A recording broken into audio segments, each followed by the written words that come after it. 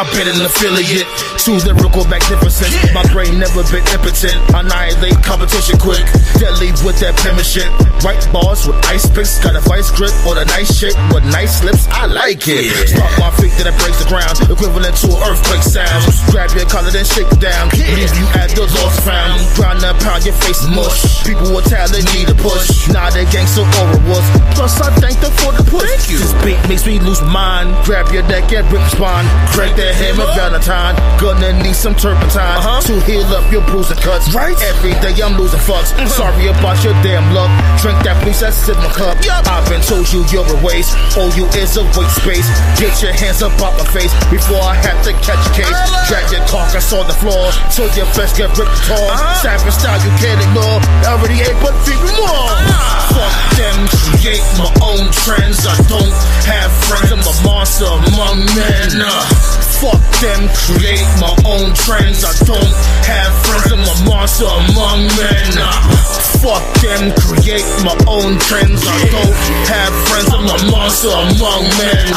I bet you think you're gonna get away. Better hope and pray for a better day. You all my prey, but it's elevate. Just another fatality. So bring down, we'll keep the crown. I'm aggressive with my style. Fuck that bitch, then smack a child. Monsters don't have time for clowns. In the darkness like a shroud. Locked on target, then a pound. Snatch you up, did it make a sound? Got you stressed, you lost some pounds. I'm a super heavyweight. Put you on my data plate. Collect the skulls, dig my safe. My brain is in outer space. I like space, but not the rapper. Spiteball with that shit, you bastard. Got you baptized like a pastor. Can create another disaster. Let me loose, I'll break the chain. Shoot one glass, don't feel the pain. All these motherfuckers sound the same. Caught my path, don't make a lane. Can't be tamed, won't never change. Mix my strength for Hulk Cobain. Hang you from a window pane. Scary like the Mandalay. Then silverback is known to peace. I will walk, nigga, fuck with peace. Make sure opposition is deceased. All they do is call police. Now his mama wanna cry. The tears flowing from my eyes. Probably gonna testify. Split your body like a pie. Fuck them, create my own trends. I don't have friends, I'm a monster among men. Fuck them, create my own trends. I don't have friends, I'm a monster among men. Fuck them, create my own trends. I don't have friends, I'm a monster among men. I bet you think you're gonna get away. Better hope and pray for a better day. You all my prey, baby, elevate. Just another fatality. Fuck them, create my own trends. I don't have friends, I'm a monster among men.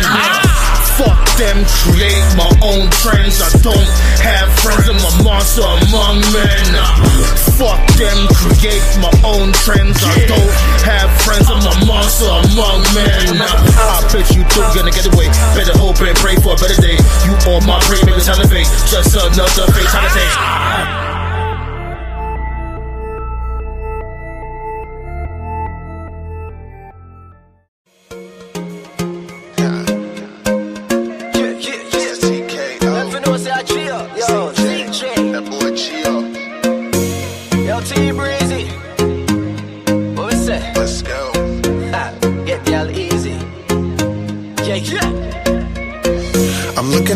From a distance, got you on my mind, baby girl, please listen. See you over there hanging with your bestie. I can see your halo, shorty, come bless me. She got a waistline like water, so hot, made me wanna give you a daughter. Damn shorty, you know what you doing. It's a win-win, ain't no way we losing. So fly from your head to your toes, ride or die for sure. It's all about you, I don't play no games. I don't waste time calling you my lady. I like her, I like you too. Bring it back, I'ma make it do what it do. Send it my way, girl, whatever you like. Looking so good, it feels so right. You want me, and you love me. Tryna make you mine, oh, but it ain't too late. And you know you're fine. Always stay on my mind. Tell me you're gon' fight for me like I will for you. I better show you my love, it's so real and true. I won't waste your time, no. I'm on your body for sure. On your body like cocoa butter. Your body wet up like you, the inna the shower. Ever fresh, ever clean, girl, you not sour. I've sitting for you long like Eiffel Tower. Take out my camera, video inna the hotel room of Canada. Put you on me Snapchat and me Instagram. Me no care where your man say. Me no give a damn car, you have the attention. Bad girl like you deserve a detention. Want take sitting and chubby in your center. Matter of fact, where you appearing for. Forward of my place up a Washington DC, turn you from a side side chick into a wifey. Black president, make everything nice, E. You the baddest chick, yeah, that I see. And when you moving, and you look great, tryna make your mind up, it ain't too late. And you know you're fine, always stay on my mind. Tell me you gon' fight for me like I will for you. How that ass show you my love, it's so real and true. I won't waste your time, no. I'm on your body for sure. I'm on your body for sure. I'm on your body for sure.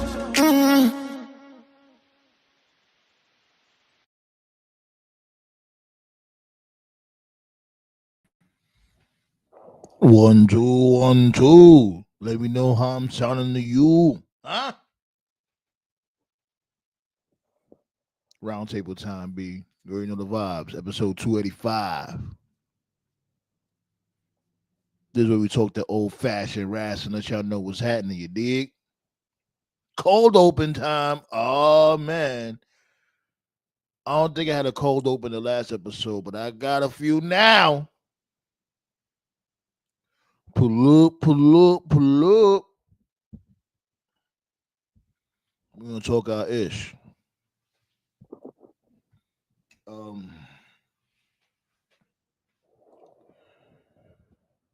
my God. Okay. You see the title.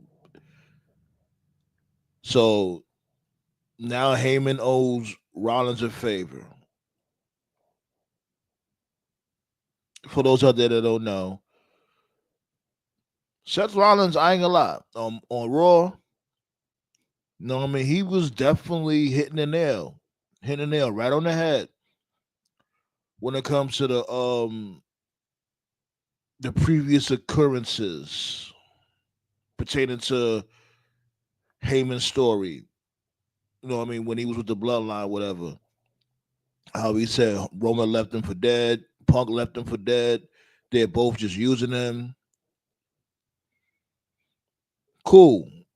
Definitely agree with him 100%. You know what I'm saying? Like, if you want to be factual, it still don't take away from the fact, like, geez Louise, this dude, all he does is cry. That's all Seth Rollins does is bitch and moan. Great wrestler. Probably one of the best wrestlers in WWE. I give him that. But my God, this dude cries. Oh, CM Punk left. He left us. All he does is leave us. Please. Give it a rest.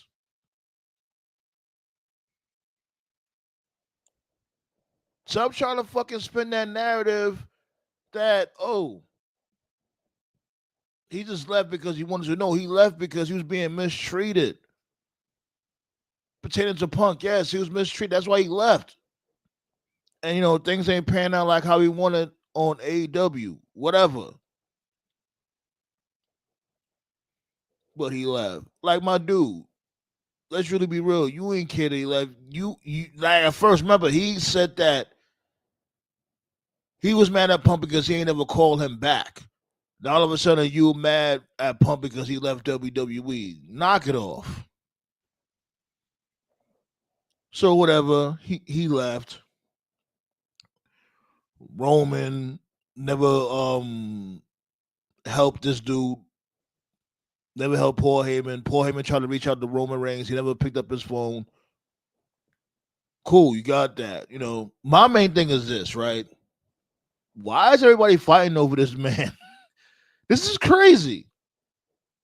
Am I supposed to ignore the elephant in the room? No pun intended. Because, you know, Paul Heyman's fat. But am I supposed to ignore this? Like, why is everybody fighting over Paul Heyman? It's not like Paul Heyman's a general manager or, you know, all Paul Heyman is a really good promo. That's it. Is he really a wise man? When did he ever give Roman Reigns good advice? He may suggest something here and there, granted. But you don't see Paul Heyman in a war room or something, giving out strategies. Did you ever see this dude doing that in the bloodline? No. You never seen him in a war room with the bloodline or whatever. You know what I mean? He had a chalkboard, whatever, drawing up types of strategies and oh, this is how we're gonna do this. This is how we're gonna go up against Cody Rhodes, whatever, whoever. You ain't never see that. So why is this such a why? This is why. Why are we doing this? This is not how you bring importance to the triple threat match. And I get it. Y'all needed something. Cause I know y'all heard the people online saying, oh, why is this triple threat even happening? What is this all about? It's not for number one contendership, which it should be. I don't know why it's not, but it's neither here nor there. What's good, Ballet? How you feeling? What it do though? It's not for number one contendership, nothing. So it's like, okay, they fighting for bracket rights or whatever. But now it's turning into they fighting for Paul Heyman. Pause. That's wild, crazy. Am I bugging for thinking that? Like, you know what I'm saying? Like, it would be different if this dude actually meant something in the matter. Like, Paul Heyman really doesn't mean nothing. What does he mean in this equation? Yeah, he might say, "Oh, you know, he can introduce you into the ring and make you look like a star. That's it. He's just a good promo. Are you really that wise? Are you really a wise man? No, he's not. Let's knock it off. He adds absolutely nothing. Love Paul Heyman and all. Like I said, great promo. Definitely added to the whole appeal of the tribal chief. Made him look like you know what I mean, a killer, a star. You know, the god of SmackDown. Yes, definitely give him that. But come on, B.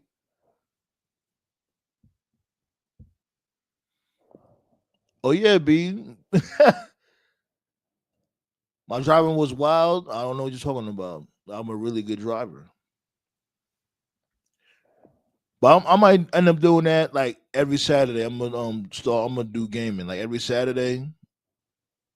I'm gonna start doing it. Like I said, man, get your requests in, B. Like I said, a dollar a request.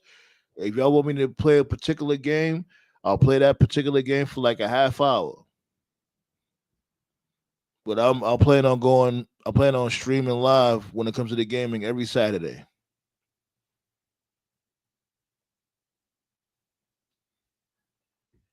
But it wasn't too bad of a segment when it comes to the CM Punk, Seth Rollins, Paul Heyman, debacle, whatever. One thing I did enjoy over this weekend was that FTR heel turn on this dude Edge. It was beautiful. I'm not gonna lie. I know people's gonna sit there and say, "Oh, it was predictable." Yeah, but how they did it, it still swerved you a little bit because you thought that this dude, what's his name, Cash Wheeler, was not for the shits. Cash Wheeler didn't want to, you know, he didn't want to pack up Edge, and I like that. I like how they try to still, you know, keep that shit going, and then reveal that Cash Wheeler was in on the fuckery. I love that was masterful work, and I don't think they got the right amount of credit for that heel turn. That FTR heel turn was one of the best in AEW history. When it comes to tag teams in AEW history, yes. That was perfect. I really liked that a lot. What I didn't like, you already know. And I don't care if it sounds cliche. Get the title off this motherfucker Mox. Enough. Enough. And you got motherfuckers sitting there saying, "Oh, he's keeping the belt warm for Darby Allin," the same motherfucker that the Death Riders was beating the shit out of. Y'all forgot about that? That quick? Darby Allin was getting beat. Oh my god. I just don't understand these motherfuckers, B. The short-term memory on these motherfuckers. Darby Allin was barely able to get a win. Matter of fact, he lost to Mox. He lost to Mox already. Why are we spinning the block on that shit again? And then you got Swerve and Hangman teasing them being friends. All it took us for what? A 2-minute promo, a 2-minute shoot promo backstage. Now all of a sudden we're supposed to believe that now they're just the best of friends.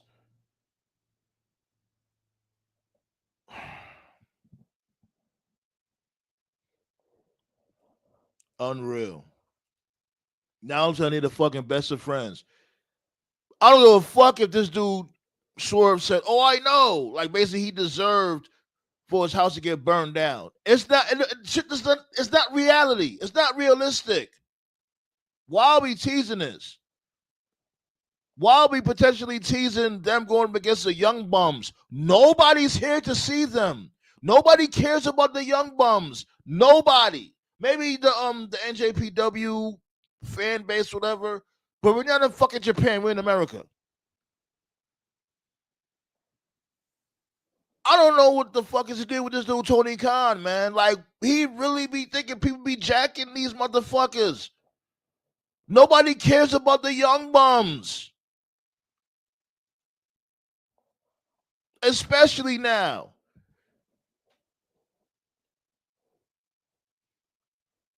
What this dude said, you had a spark when you started, but now you just garbage. That's the Young Bums. And the only time y'all had a spark is when y'all bid off for NWO. The whole Bullet Club angle bullshit. Like, we all know that was NWO. This is a modern day version of NWO. Drop these fucking floodgates, man.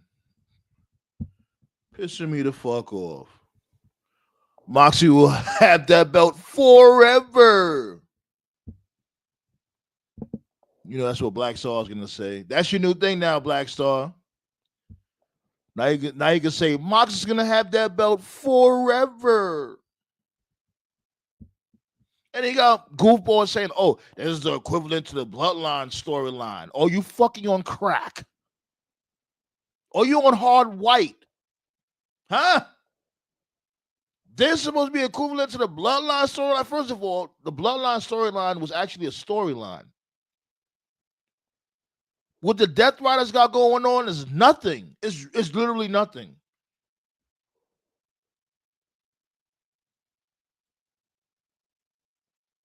Nobody wants this. It's being forced upon us. Right, Bally? You know what I'm saying?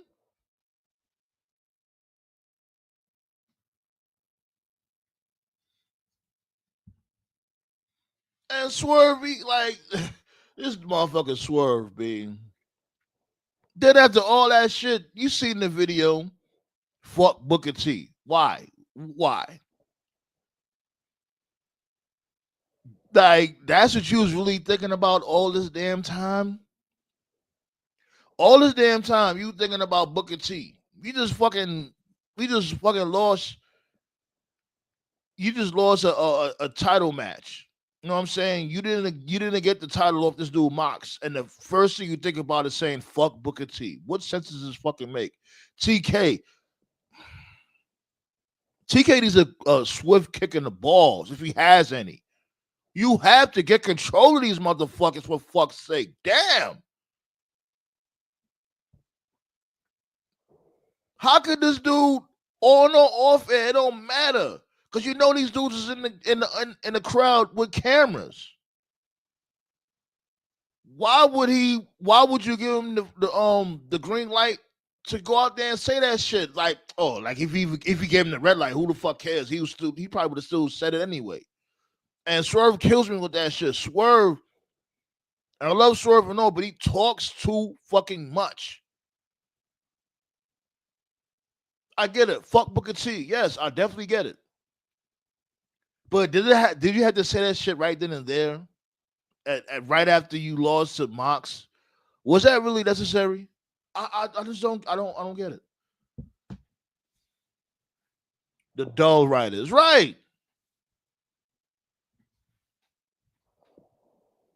Shit, the death writers. Yeah, the death to AEW.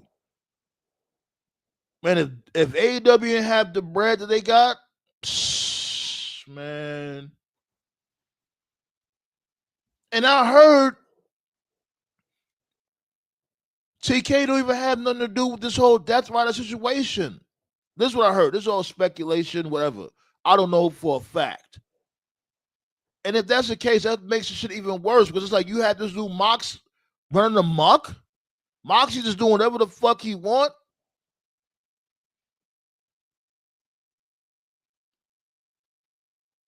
Everybody's not feeling this shit. Like even Toph, Toph love AEW. Even he's like, this shit needs to wrap the fuck up.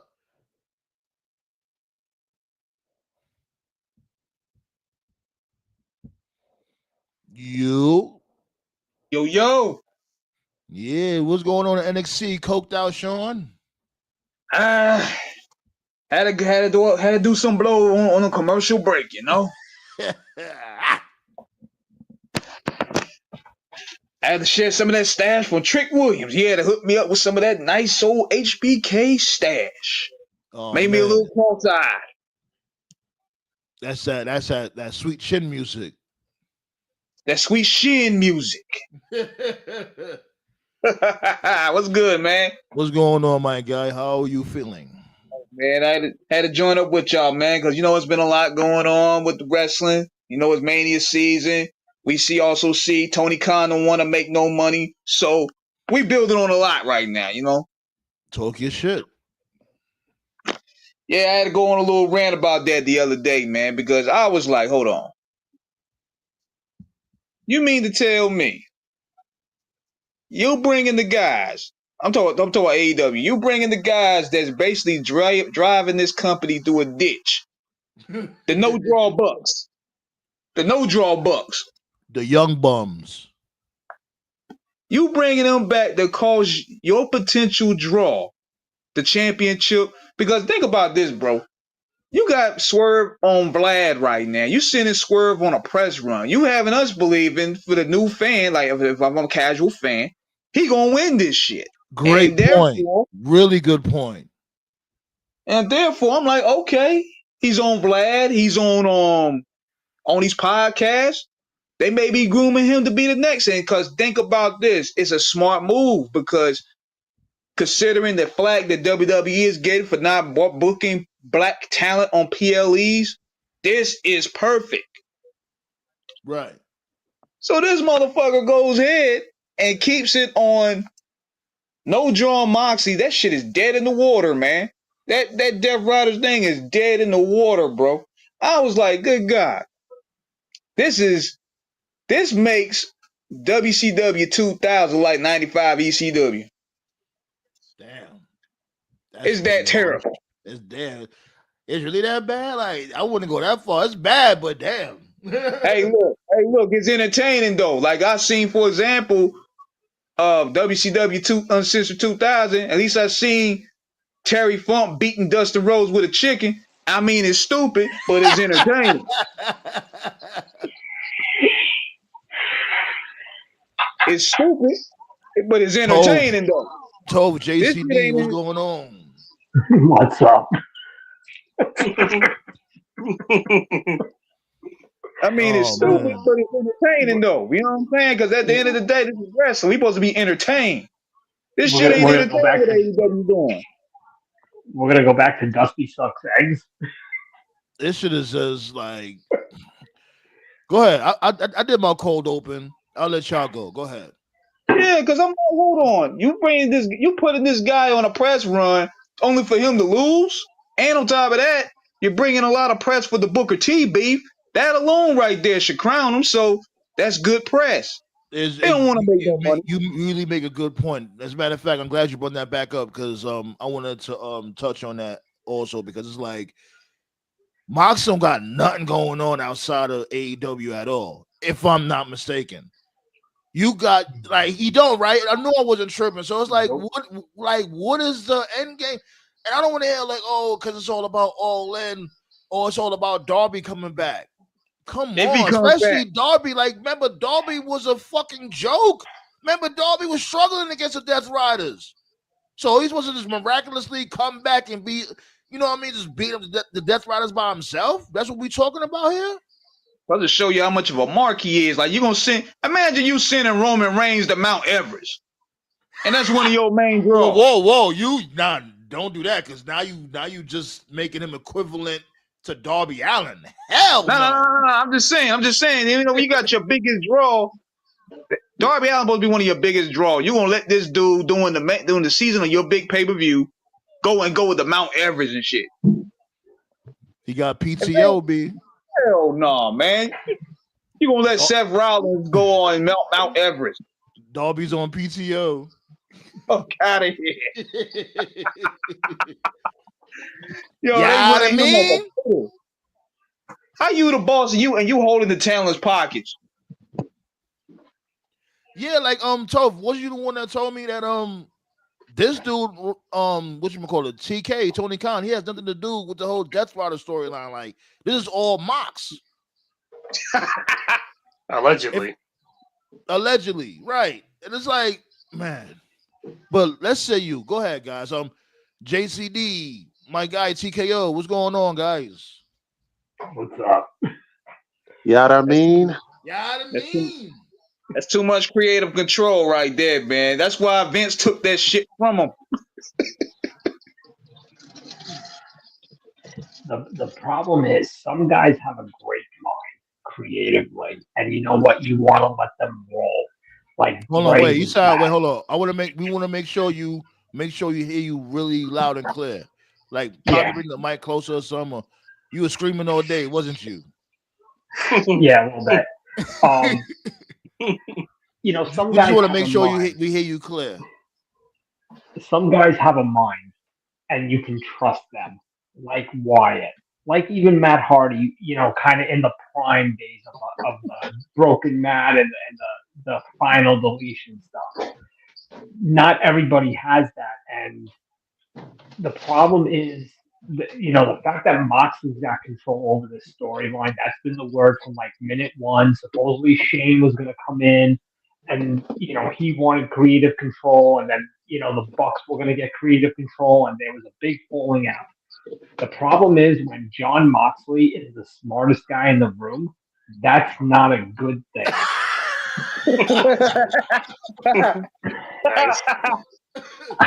I mean, that's the problem, and I mean, here's the problem. Everyone used to say back in the day with ECW that Heyman was one of the boys, Bischoff was one of the boys. The difference is though, Heyman more so than Bischoff, but Bischoff would do it when he had to. They would bring the reins in. Tony's not doing that at all. And you know what? 5 years ago, 4 years ago, 3 years ago, when everything was cool and fun and this and that, and the shows were doing 1 million views a week, this and that, and who's going to show up this week? Who's going to show up next week? You could hide that stuff and you can get away with it. And the problem is, too, you've got all these IWC, quote unquote, accounts and streamers and all that stuff. And when they're covering for him, that's the problem. You can't progress. You can't grow if you're not told what your flaws are. It's like, I look at this example. I have 2 kids in school. If one of my kids is struggling in a subject, and I don't tell them they're struggling, and I tell them they're doing great, and then when the test comes, they fail the test, is that their fault for failing the test or my fault for not telling them that, hey, listen, you need to change this, you need to work on that? And that's the problem in AEW right now. Everybody's got fat contracts. It's basically WCW again. It's basically TNA. That's what Coked Out Sean was saying. That's exactly what Coked Out Sean everybody's got fat contracts. Nobody cares. The contracts are guaranteed. So no one's going to take it upon themselves to speak up to Tony. None of these Satin, Meltzer, Alvarez, they're not going to turn around and But say, "Oh, Tony's that makes doing them this look bad." crazy though. That makes But them look that's the crazy too, problem. because it's like that makes them look crazy because they're taking advantage of them. Yes and no, because it's like you're also doing them a disservice because you're not, excuse me, you're not telling him this idea is not good. This story is not progressing the way maybe it looked like it would on Yeah, that's what I'm paper. saying. They're So taking you need advantage to of them. They're change not. course. That's what I'm saying. They're taking advantage of them. They know shit is not Yeah, working, but they just don't want to do anything because he's not in their pockets. It's not. that's They're what it not is. questioning anything. Yeah, and Give him that's little the problem. perks. Eventually, okay, so they got the TV deal for 5 years. Okay, that's great. We're already in the second year quietly of the TV deal. Okay. In 3 years, when you start negotiating that deal, you don't have a guarantee that Warner Bros. Is going to give you this money. So what's going to happen when now, your $750 million TV deal turns into 300 million? That's a Yeah, big loss. it's And gonna that, happen. If shit and don't that's what change happens. drastically, it's And, gonna and let happen. me Hold let on, me let me tell say you what's up to the something. chat. Okay. Let me say what's up to the chat. Henny guy, Anubis, what's going on, y'all? Go ahead.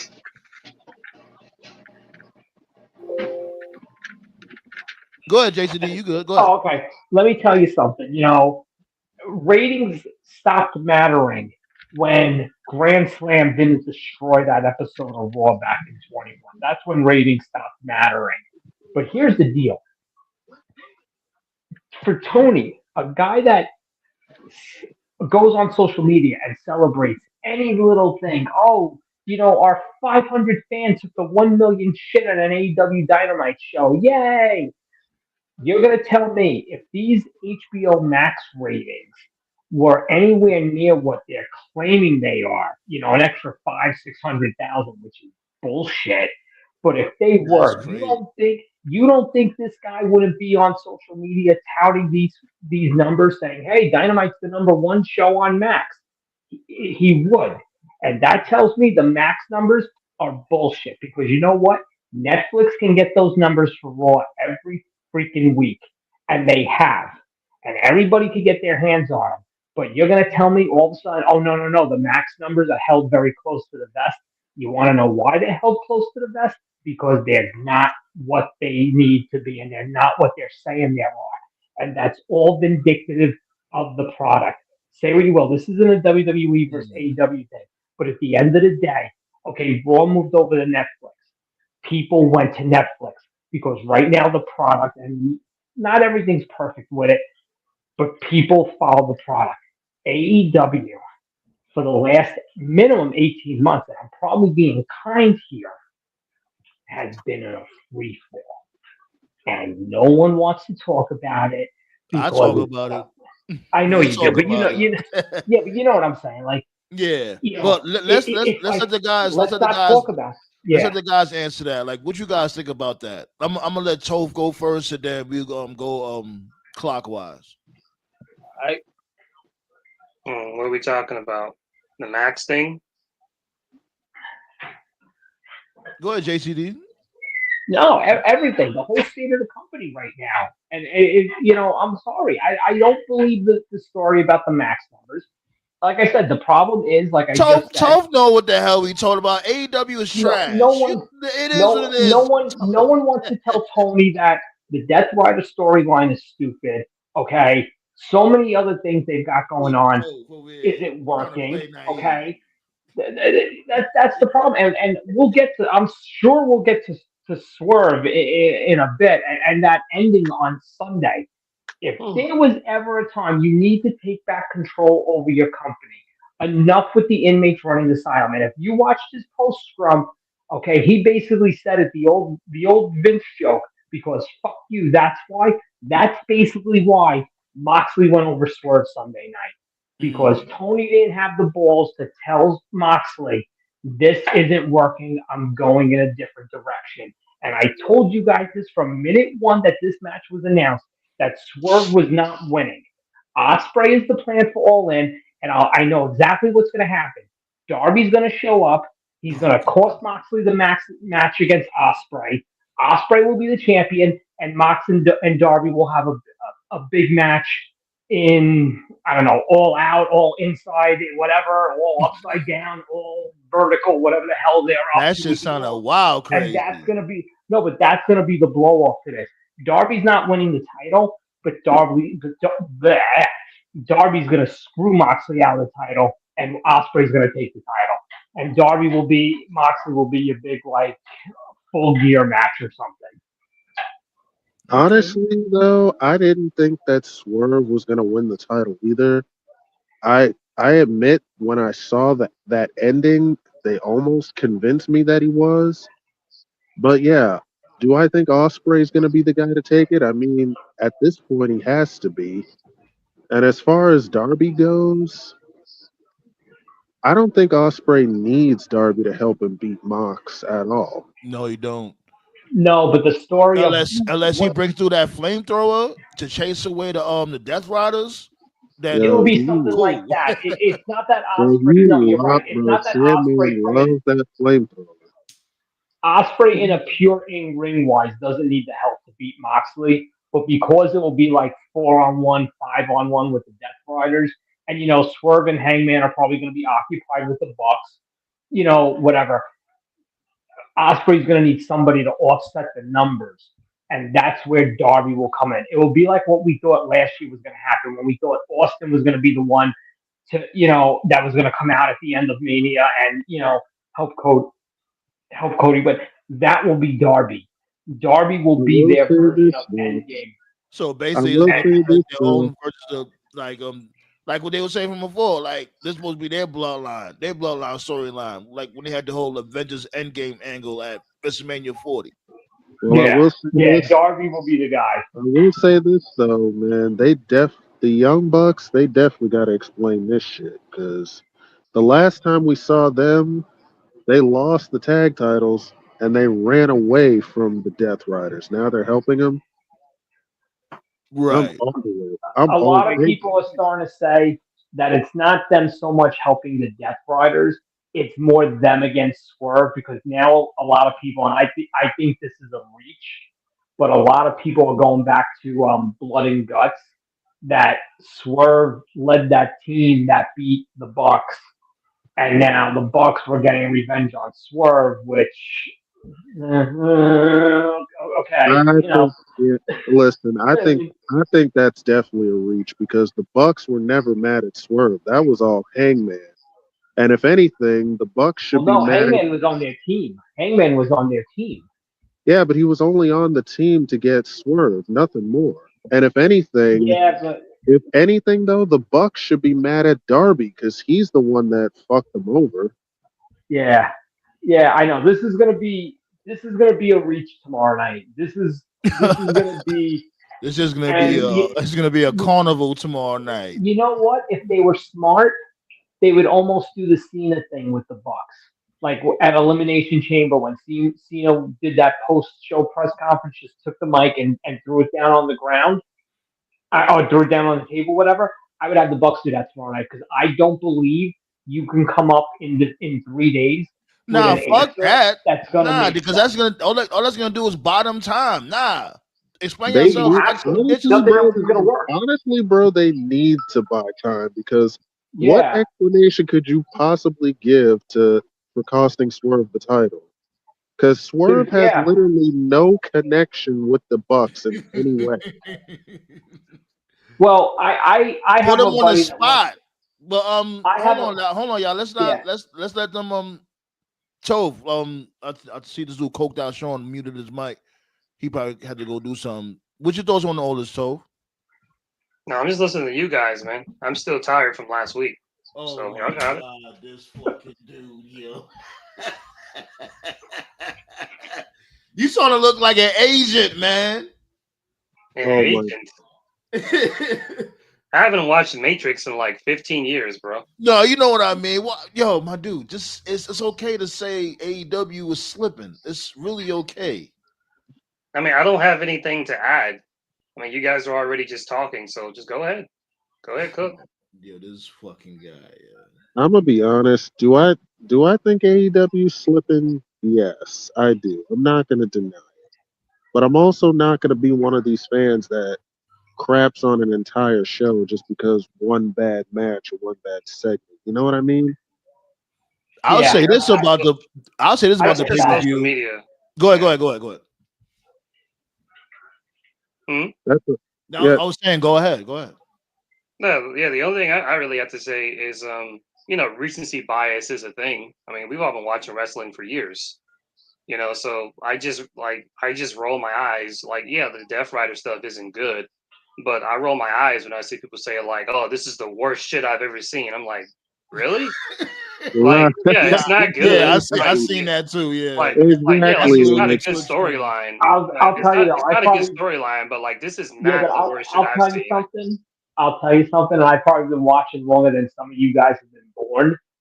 And this is, I mean, it's not. It may not be the worst thing I've ever seen, but I'm going to be honest with you. And I started watching in '85. It is up there. This is just a fucking train wreck. I mean, this is We'll like just agree to disagree there. Like, it's not good, but like, is it as bad as Aces and Eights? No. Is it as bad as no, oh I like? didn't say god. it's Is the it worst, but it's up there. right? I mean, Yeah, it, right. it That's Well, fine. you talking about the Death Riders angle? I think Aces and Eights is better than the Death Riders angle. Nah, Aces Seriously, and Ace was shit, bro. Aces and no. God Ace, bless no. you. Aces and Whoa, Eights is God whoa, better bless than the whoa. you. Death Riders. I'm sorry.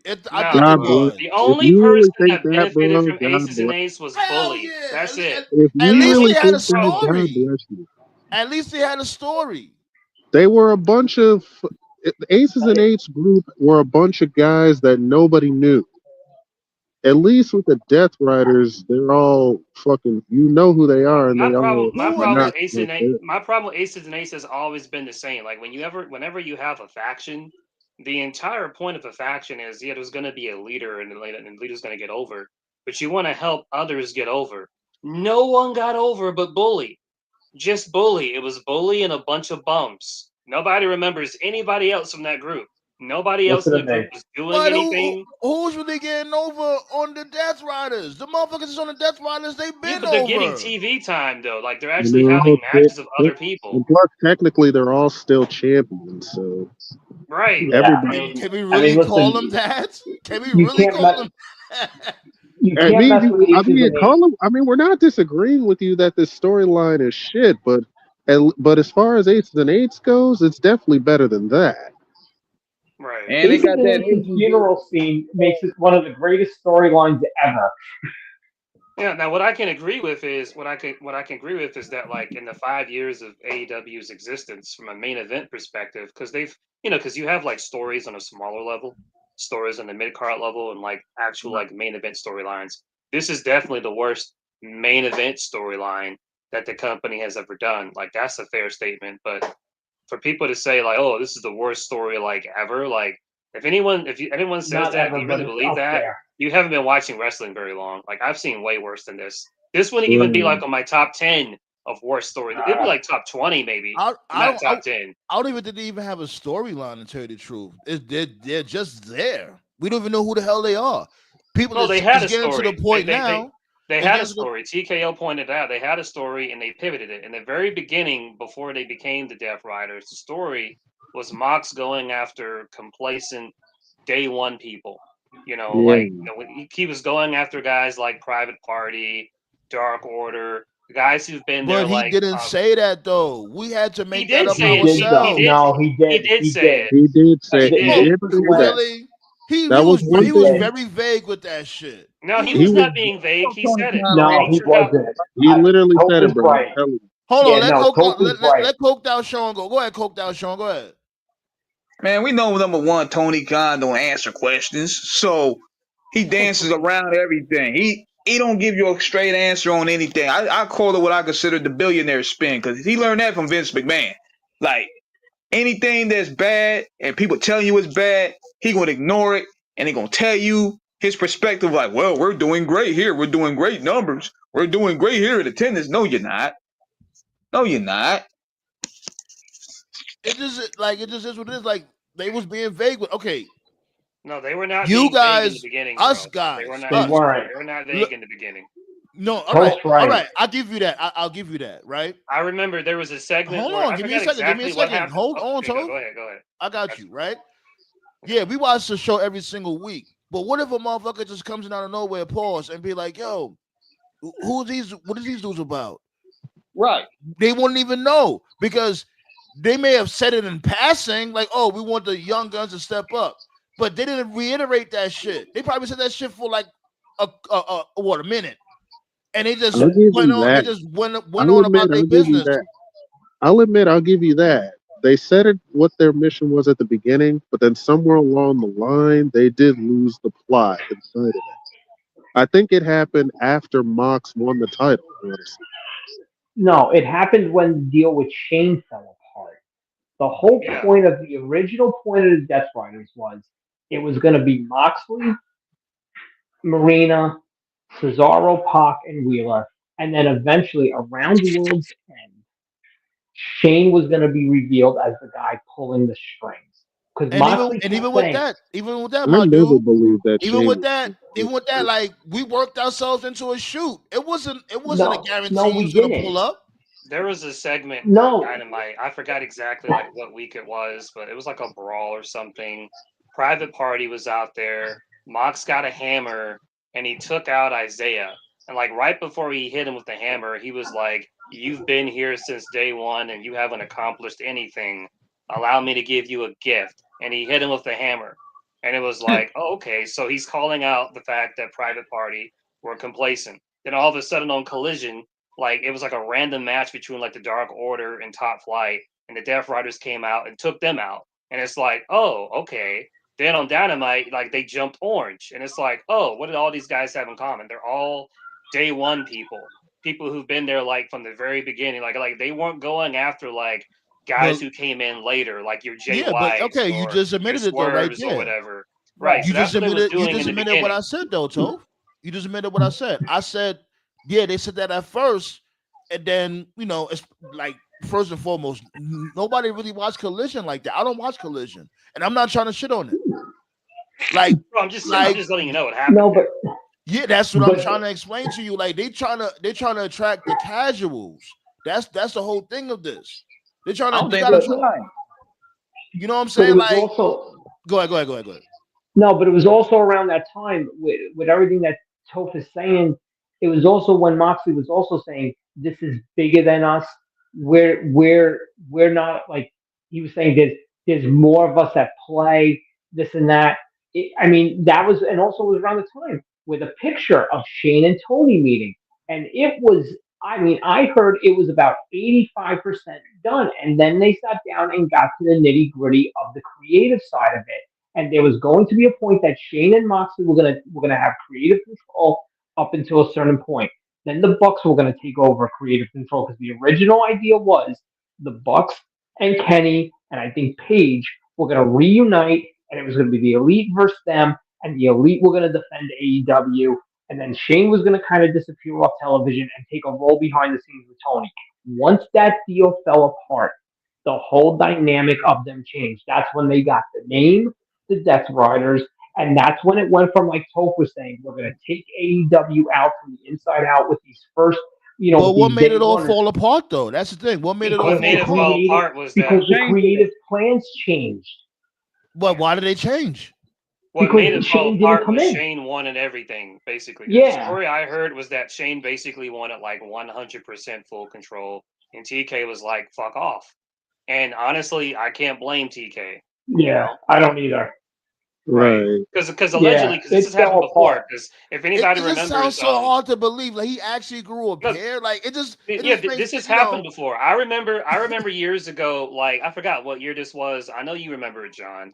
There was a story. I don't know if you guys remember. There was a story like in the early 2010s where like Dixie or someone had got in contact with Heyman. This is like before Heyman came back to Oh yeah, this was WWE. this was Right, 2008. I know what you're right, talking right. And about. and and they almost brought in Heyman into TNA as part of creative. And the long story short of it was Dixie was like, "Oh, cool!" Like she thought that Heyman was going to be like a creative consultant or a booker. And the story that Yep. I read was that Heyman wanted everything. He wanted like Yeah, 100%. and Dixie didn't want to give it up. And then like He was Dixie going to had get a rid of Sting. conversation. He was going to get rid of all the old guys like Sting, Nash, Right. Angle. Yeah, Yeah, I And know what Toad's Dixie, talking about. That's right. And 100% then true. Dixie had a conversation with Billy Corgan, and she was like, Billy, what do I do? What do I do? And Billy's like, give Heyman everything because he's Paul Heyman. And Dixie's like, I don't know. And Billy's like, Dixie, whatever he asked for, give it to him. And like, for better or worse, Jesus. that was Dixie's baby. And Dixie said no. Yeah. And Heyman was Yeah. like, okay, cool. So that's basically what happened. Shane wanted Yeah, everything. that's what happened. He Shane, wanted, yeah, like, that's what it I is. heard that. If you go I ain't gonna back, lie, I heard that scenario too. I heard that he go was trying back to around late stronghold him. November. Go back to like around late November, and you right before he beats Danielson, and you'll see the dynamic of the promos and everything start to change. And then I'm telling you, go watch it. Go watch it. That's what it is, 1,000%. And the problem is, and Tony has this problem with so many different things. Go back to the Devil storyline. Go back to this Death Rider stuff, and there's other things too. He doesn't know how to pivot. He's just got blinders on and has to ride it. And even if it means riding into a brick wall and destroying the whole thing, he doesn't understand. Sometimes you got to hook left, you got to hook right. Say what you will about Vince back in the day. And I know the circumstances were few and far between when he did it. But every now and then, even Vince knew how to pivot. Okay? He went back to Bryan at WrestleMania 30 when he didn't want to. He went to this one. He went to that one. They were few and far between. But even Vince knew sometimes you got to make a change. Okay, go back to the Becky Lynch stuff. You got to make a change. Tony has shown so far he does not know how to do that. And the problem is he's got nobody in that backstage, nobody in Gorilla, and nobody in that locker room that is showing him, Tony, you're about to hit the iceberg. You need to change course. And what pisses me off even more about Sunday is now knowing that Bryan Danielson was back there. Danielson was a huge proponent for Swerve, even though he beat Swerve for the title. Danielson loves Swerve, and the fact that Danielson sat there and turned around, okay, Tony, no problem, yeah, good idea. Is just there's nobody, and no one's gonna come in and like with Shane, say what you will. And Shane creatively is a disaster. Okay, history has shown that. But you need someone to roll up in that company, and I don't know who's out there that can do it. Yeah, I don't know either. They need to get the book away from this guy because it's like he's running the company into an iceberg, and the problem is no one has the balls to stand up to him. Okay. Cody left, but Cody didn't leave because of creative. Punk left. Punk didn't leave because of creative. Okay, Starks left. This one left. Jade left. But none of them, as much as they're stars, they're not stars that are able to sit there and say, fuck you, if you don't change my creative, I'm leaving. They don't have that type of pull. Neither does Miro, Andrade, the Lucha Brothers, whoever. He's going to have to. And I don't even know if it would matter at this point. I think there's only 3 people that would cause it. I think it's Kenny, and I think it's the Bucks. I think anybody else, if they turned around and said, I'm out of here because your creative is fucking bullshit, I don't think it will matter because he's too fucking thick-headed. And the problem is he's far past gone. Like, he's been too past coddled and too protected by Meltzer, Sapp, all those guys. JCD, hold on. Like, he's definitely way too far gone when it comes to all that shit. Because, like you said, he already had Cody and all them there. Like, Cody was, I guess you could consider him a locker room general, whatever the case may be. And he left. And, Punk, you know what I'm saying? Punk was around. He had whatever he had going on. He left. So it's like, Mox don't give a fuck. You already know that. He's just picking up a check. He's a rich Nippo baby. He's a rich Nippo baby that hasn't. He's using wrestling like action figures. He's not in the mix with the boys, so to speak. Like, he's not a confrontational guy. Vince McMahon, in a way, is. Like, you know what I'm saying? Exactly. Yeah, but the problem is he doesn't need to be confrontational. And then, like, this is a main thing. Like, and the motherfucker don't know. He just don't, like, with the Jericho shit, as a matter of fact. What do you remember? He said what he said, like, oh, he would love to go back to WWE. He said that as a late. And it's like, These dudes can just sit there and just say whatever the fuck they want. They don't feel no type of way. They don't feel Because like, Yeah, they damn, seem like a I have no hey, they don't have to worry hang on about a second. Let me address repercussions. Jericho for a second. Let me address Jericho. But Okay. hold on, before you continue on, Yeah. TKO, you still there? Yeah, what I mean. Just want to Yeah, make I sure everybody mean, there, like, you know what I'm saying? Like, I want everybody to give their feedback on the particular topic that we're talking about. Nah, I'm agreeing with y'all. Honestly, I Okay. definitely as much. I've been watching AEW since the beginning, just like y'all have. They definitely going off the rails. Yeah, before we move on to the next topic, the last thing I'll say about the Shane thing is, it's a mute point now.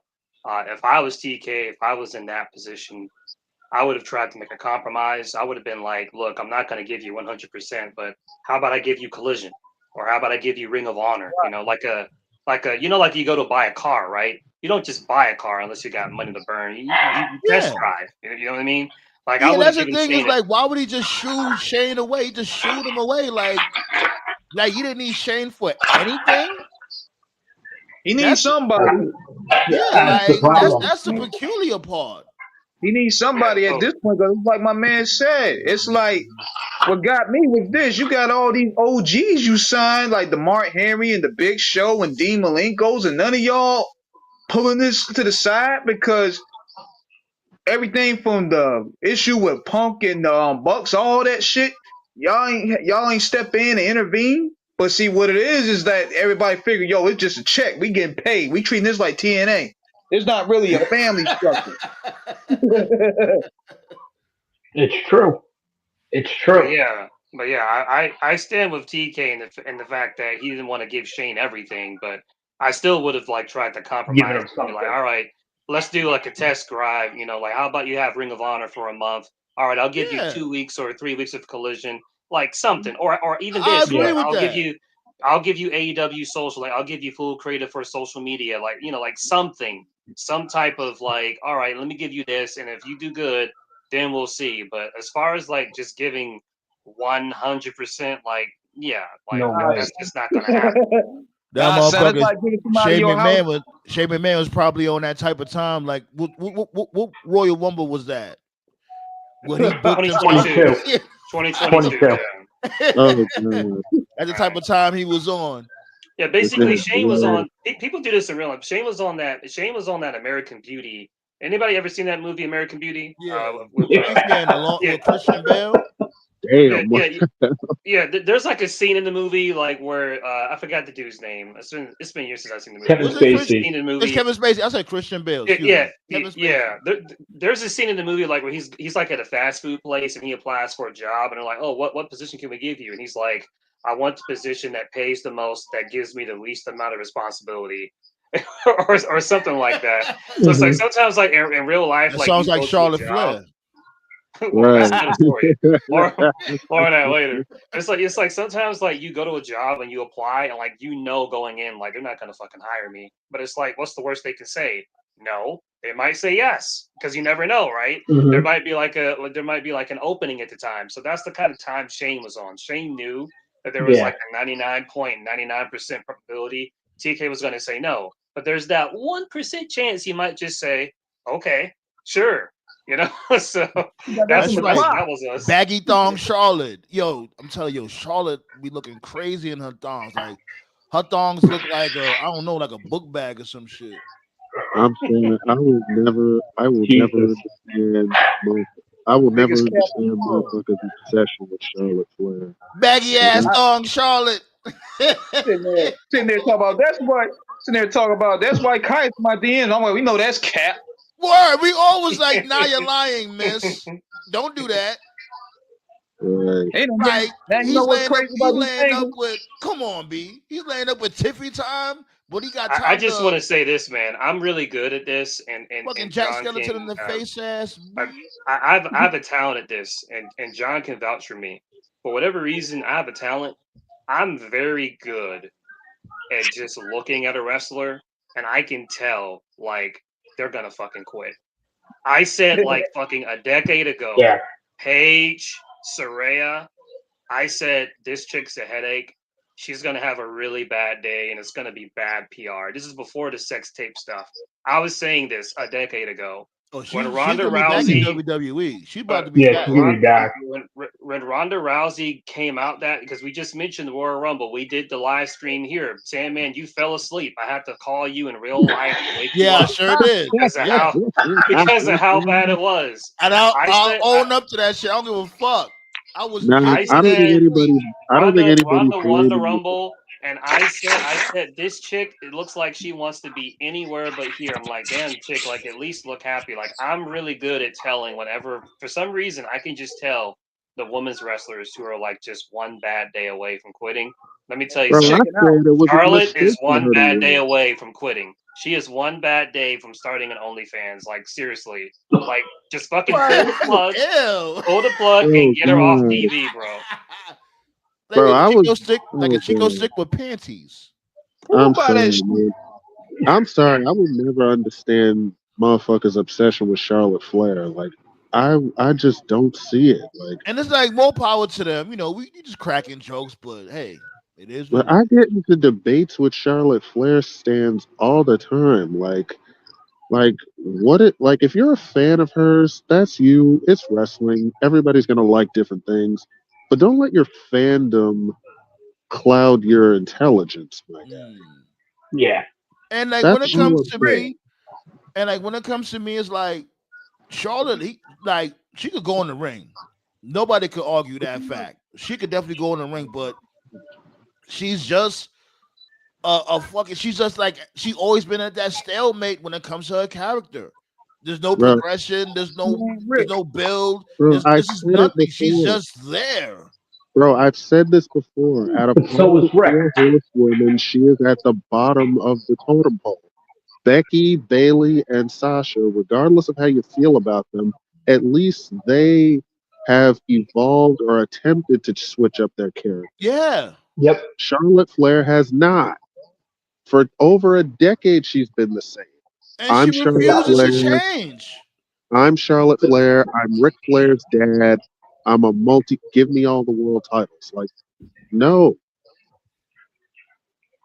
That's Stop. boring. The disconnect is because, but that's what Rick was in the mid '80s and early '90s.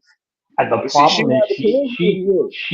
she's going down that road, not realizing it's not 1985 or 1986 anymore. If you go back and watch NWA, early WCW Flair, 86, 87, 89, 90, 91, even before he left, he was the same guy. But here's a difference, It was though. the same. Here's a difference, though. Ric Flair could cut a Ric Flair, promo. Ric Flair's charisma Okay. is crazy. Ric Flair Right. can cut a He promo. right. Right. Charlotte can't cut a damn thing. Right, and so to Right. add But context to what John is saying too, because they didn't directly. Tiffany, she sort of like talked about it, but to those who don't know, Charlotte was on the Sherry lady. I don't know her last name. The Yo, talk you a show. Sherry Mexican Shepherd. guy. You Very call careful. Charlotte Flair Chuck Flair? I'm done. She was on Sherry's show. You can find it on YouTube, and she was like crying on the clip, and she talked about like how she had like her injury. It almost ended her career, which is unfortunate. You know, I don't wish injury on anybody. Yeah, of And she course was not. crying and she was Yeah. emotional, and she was just saying how like when she came back, she was hoping that she could sort of, in her own words, I'm paraphrasing here, she was hoping that she could like show the journey she went on. So I guess in her head, she was thinking she was going to get some Triple H Madison Square Garden type of like, oh my She, God, she's back, and like that whole thing.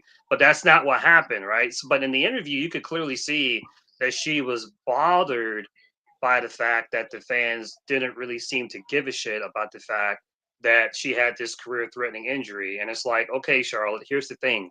There's two differences between you and Triple H's injury.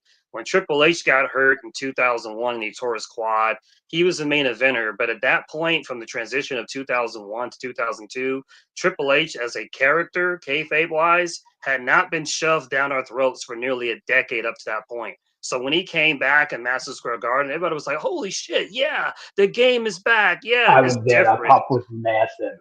That's Right. It's a different complicated. circumstance. And also you're mad at the fans are booing you like Charlotte. The fans don't control the booking. We didn't book you to win a rumble that you didn't need to win.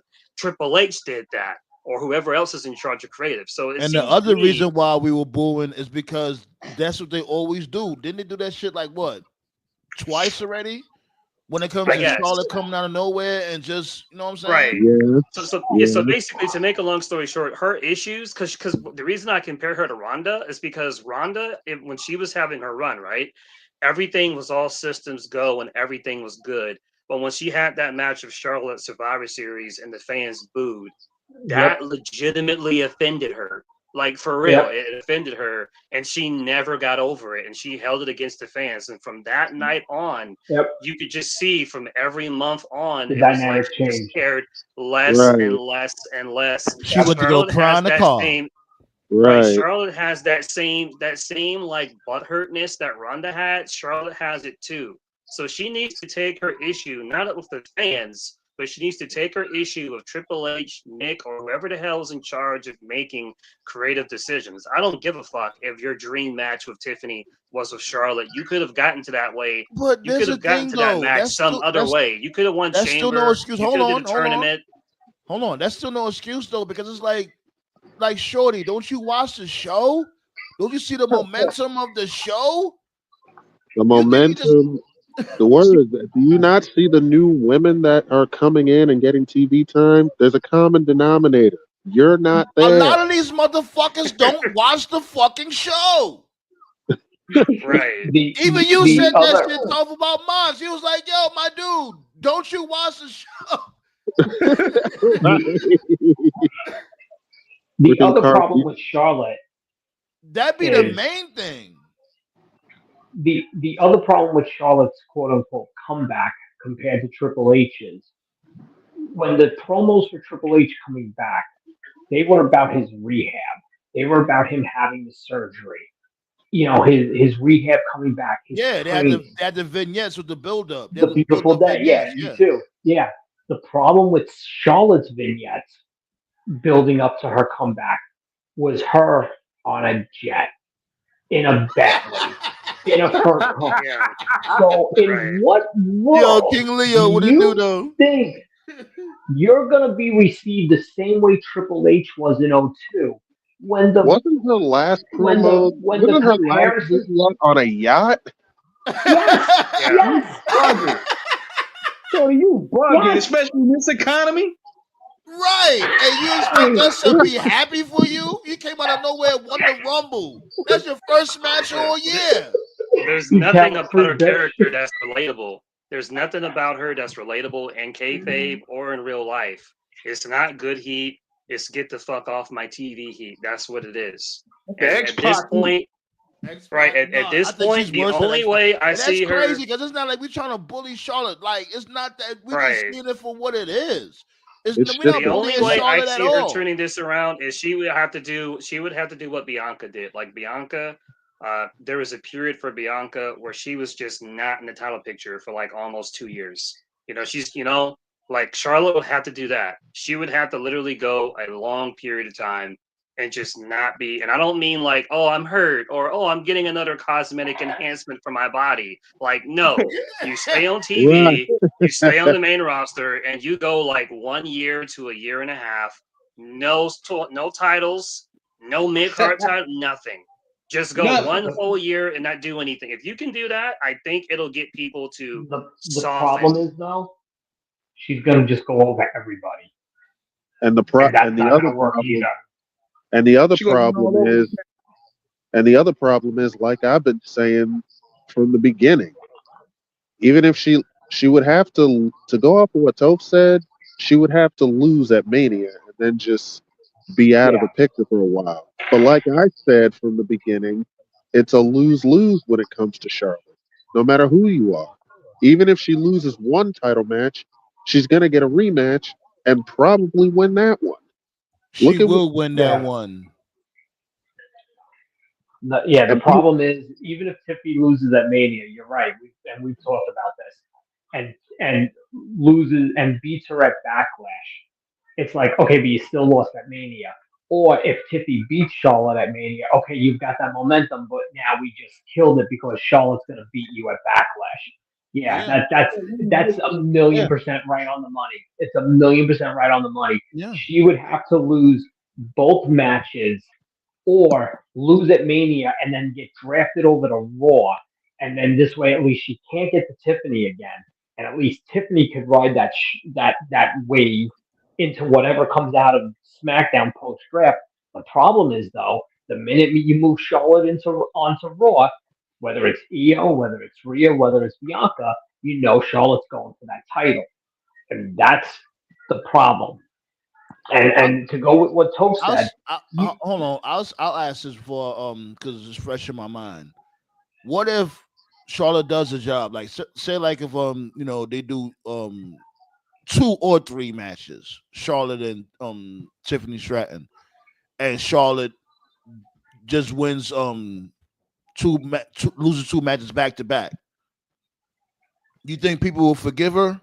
what two is she losing back to back? Because if she loses the first two and then wins the third, it's pointless. That's not back to back. That's not back to back. If she No, loses you said 3 WrestleMania matches. and Backlash. You hang on. If she Yeah, but loses the problem the is first two, she should stay out of the title picture. No, her losing isn't going to make a difference, bro. It's about the perception, because the perception that fans have is that she basically just shows up and just buries everybody. You just said it yourself a couple of minutes ago. She was gone. She comes back, wins the Rumble, automatically just in the title picture. You know what I mean? People joke about it. They call it Charlotte in the Bank. Why win Money in the Bank? Why win the Rumble when you're Charlotte Flair? You just literally you just ask for a title match, you get a title match. It's not about losing or winning. It's the perception. And the perception that fans have is she can just do whatever because she's Charlotte fucking Flair. You know? So you'd have to do more than that. Charlotte ain't taking no L. Charlotte ain't taking no L's. See, I don't think Charlotte. I don't think Charlotte. If she take an L, she won that shit back. Like, look, hey, look, you won, but hey, it's about that and you time. Charlotte Flairs and all you Charlotte stands out there, y'all love to use her match with Rhea Ripley as her fucking as a card to play. Y'all need to dead that because just because Rhea beat her at 39, that don't mean shit. Because the only reason they did that was to correct the fuck up they did in the first match they fought. Well, to be fair about in 2020, let's remember it was the pandemic. Rhea had the visa issue. I remember Rhea lost in 2020 because of circumstances beyond their control. So I wouldn't look at the pandemic one as the problem. I would look at the fact that what the bigger problem has always been was when she wasn't going to be booked in a title match for 21. Okay, once Lacey dipped, okay, and they weren't going to put her in a title match, she dipped. Because remember, the original plan was Lacey was going to beat Asuka, and then Lacey Charlotte, which would have been a fucking nightmare, was going to be the match at what was that, 36, whatever, 37? Yeah, Lacey got pregnant. Lacey got pregnant. They don't even count Charlotte's win over Rhea for the NXT title, which is they don't even really count that weird. as a title reign. And as I said, you know what? As a matter of fact, I think they do count it.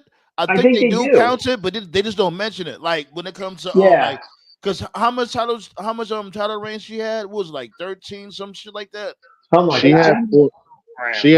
She still has 13. So I think they count. I think they count the NXT championship within that 13. I think they do. They just don't mention it. And don't forget that when she won the NXT championship, she wasn't even beaten for it. That also didn't help. That's what I'm talking about. Right. Rhea Ripley pinned Io. Yeah. Right. Io pinned Rhea, right? Yeah. Oh, right.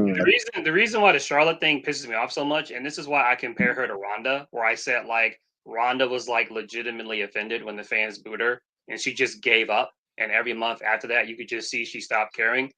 That segment with Tiffany, like that segment with Tiffany was like a shit show, obviously, all that.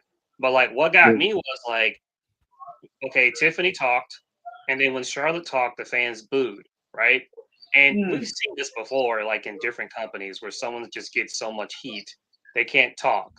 the Dan Lambert guy in AEW, Dominic Yep. Mysterio in WWE, Yo, Rick he was Rude. gold. Whatever Ex- happened to him? He's still around. He's just doing like MMA shit, but he's taking a break Yeah. from wrestling. But the point is, like, we've seen this like for years. We've seen like a heel just get so much heat you can barely hear them. Like, if you're a bad guy, that's the reaction you want. Right. That's what they dream about. And like, here you are, you're getting the most heat, and you just fucking gave up. She just Because gave she up. doesn't. You could tell she just gave up. I'm like, dude, you're given an opportunity to have a title match at WrestleMania. They could be giving this spot to anybody. At least pretend to give a shit. And she's like, no. Anytime someone does She's a that, they're Karen, gonna that's quit. why. They're gonna She That's quit. tapping why. out. That's why I'm You guys are glad. gonna. That's why I'm glad Tiffany said that line in that promo, because that was the best line. Yep. Charlotte's biggest battle has always been with the fans, and she always loses. You guys are gonna hate me for this because it's my MO. But you want to know what Charlotte right now reminds me of, and this is why I don't think Charlotte's going over You at said that's Mania. your MO? Your MO's for people to hate you? What the fuck? No, wait, it's coming. She reminds Whoa! me. Oh She no! reminds me. What? Go ahead. Go ahead. She reminds me of Rock heading into WrestleMania 20. Here we go. Here it No, comes. listen to me. Listen. No. Go ahead. Go ahead. This Talk your isn't going to shit. be that. No. Let him This cook. isn't going to be that. Rock knew they weren't going over, and you could tell Rock couldn't give a shit. It was just going through the motions. Even at the end of that match at Mania 20, when Foley's getting the ovation, you just tell Rock's like, "Okay, yay, Nick, I want to get the fuck out of here and get back to Hollywood." Charlotte has that. No, this isn't an anti-Rock thing, but Charlotte has that. Charlotte has that look in her, like she knows she's not going over, so she's not going to give a fuck. And I think the story is there. The story to me, and I could be 1,000% wrong, is that Tiffany will win because Charlotte has looked at her as a million times less than. And Tiffy will beat her at Mania because Charlotte was just I don't sweat you one bit. My fear is, like Terrence has said, Charlotte's not going to lose two in a row. So does she win the rematch at Backlash? Possibly. Or does she get drafted over to Raw and turn around and get injected into that title picture? And then eventually win the Raw title. But she looks like somebody who is just going through the motions right now. And besides Ronda in 22, the biggest thing, and I've always talked about it, is if you go back and watch that build to WrestleMania 20, she looks like Rock did. What you guys' I thoughts think on that? I think that's an interesting point.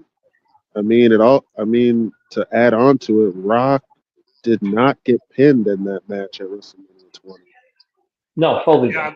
Yeah, I've always talked about that with John. That was a weird phase, and I don't even know what to call him at that point in time because He was just doing that as a favor for Foley. That was the only reason. I ain't gonna lie. had This I remember. It's just so funny because I remember this like the first time I had brung John up here, and I asked him why he hate The Rock so much, and this is the very same match he interpreted. But go ahead. No, it is like if you get time, I invite anybody, go back and watch that particular match at Mania 20. It was a very strange period because Rock had his Samoan tattoo that he would later have, but he didn't have the ball look that he would have later on. But he didn't have the look he had. It was a receding 2000s. hairline. His Right. hairline He was on also real. top of He his was head. also real lean. He was He had very his slimmed goatee. down. Yeah, he had his goatee, and his music wasn't a Hollywood theme. It was like the It was a babyface theme, hybrid. from 2001.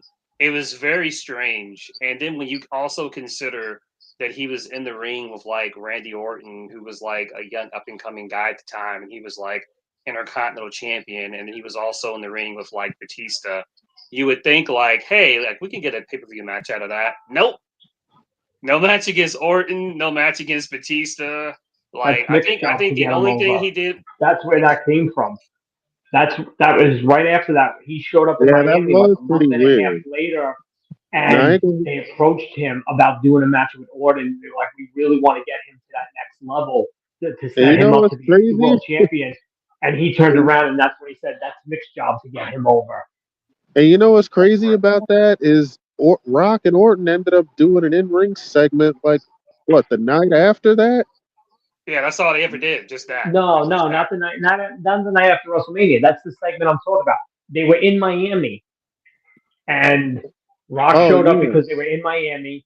He did a segment with Orton. It was while Orton was feuding with Edge, and they approached Rock about, hey, listen, the next time you wrestle, what do you think about wrestling Randy Orton, putting him over, because we really want. They knew early on in 04 they were going to make him the guy, and they basically, and I'm paraphrasing, we want to get Orton to that next level. We think a win over you would be, massive for that. And that's where, and it's in that article I wrote all those years ago, Rock told them with a straight fucking face, probably with that douchey ass smile, okay? Okay. With that head tilt, that stupid head tilt. And he told them straight out, that's Mick's job to get him over. Rock ain't doing that shit. It's crazy. It's crazy because like I respect the guy. I respect the guy. Like I'm not like a huge Orton fan. I respect like Rock ain't doing that. But when you really like look at Orton's whole career, it's really a miracle that like it worked out for him. Because when you look back at Orton's early days, he was really fucked over a lot. Like the Hogan bullshit, Rock not putting him over, the dumb stuff of Triple H. Yet somehow he still overcame all of that. Let's not act like he's a saint now. Let's not do that. He's violating a lot of drug wellness policies now. I'm not saying that. I'm just saying that a lot of times when guys lose, like especially a big match, like that's it. They're never the same. He was somehow able to absorb that and keep going. Very lucky that he worked out. You know what helped Orton? I'll tell you what helped out Orton. Okay, and granted, him not beating Taker at WrestleMania was probably not really in the cards, but he was one of the first few guys who was looked at as a legit threat once they really started making a big deal about the streak. But you know what helped Orton? And it helped Orton every time. Taker wanted him to beat the streak. No, that was Edge who wanted to beat the streak. Said no. Yeah. But Orton, no, that was Edge. That wasn't Orton. That was Edge. I heard that was Orton that said he ain't. No, it was Edge. Okay. No, Edge said. I know. Yeah, I know. Edge said he didn't want it. So, but you know what? When Orton came back from the shoulder injury, Taker put him over at SummerSlam. Same thing. Right after, even when he lost to Hogan at SummerSlam 06, he started the feud with the team with Edge, the feud with DX. Like Orton was always this guy who would lose this big mega match, and he would be able to do something right after it to jump right back into that spot that he was in. And he never really lost that momentum.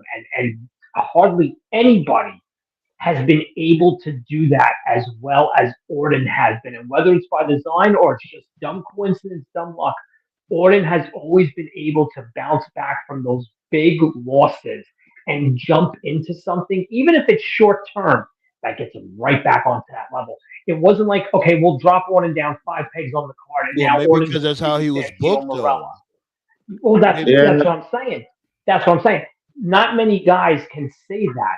Like Toph said, you lose a big match, you lose something, you lose some steam, you lose some momentum. Orton has always been able to bounce back right after it.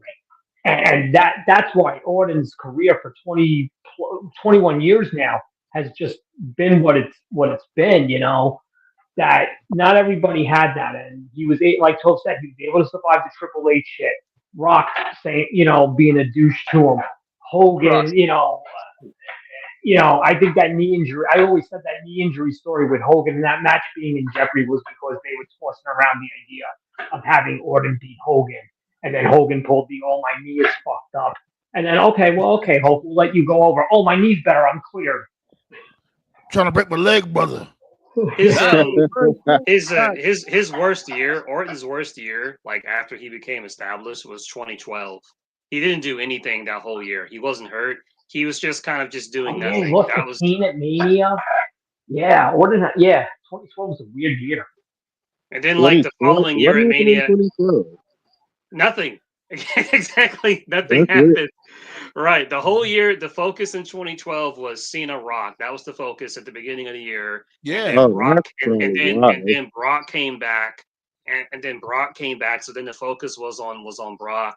And so like Orton was just basically just doing just filler stuff the whole year. He worked with like Big Show, he worked with Sheamus, he worked with Kane. He was just doing nothing. I remember like WrestleMania 29, the opener was the Shield versus Show, Sheamus, and Orton. He wasn't really doing anything for like 2012. Yeah, I remember that. Right. Yeah, they had him in these. They had him in these random feuds just to get his name on the card. I mean, they had him against the Shield. They had him against Big Show, Dolph Ziggler, Del Rio. All these, like what? I survived that ass. Look at what happened in the summer of 2013. He goes from opening WrestleMania in a 6-man to losing to the Shield to winning Money in the Bank and closing out SummerSlam as the World Heavyweight Champion. You know what I'm saying? Like that's my whole point. Like he's got this ability to like just never really, even when he's not doing something, he never loses that momentum and that position. And he's the guy you could just go right to at the drop of a dime, and it makes sense and it works.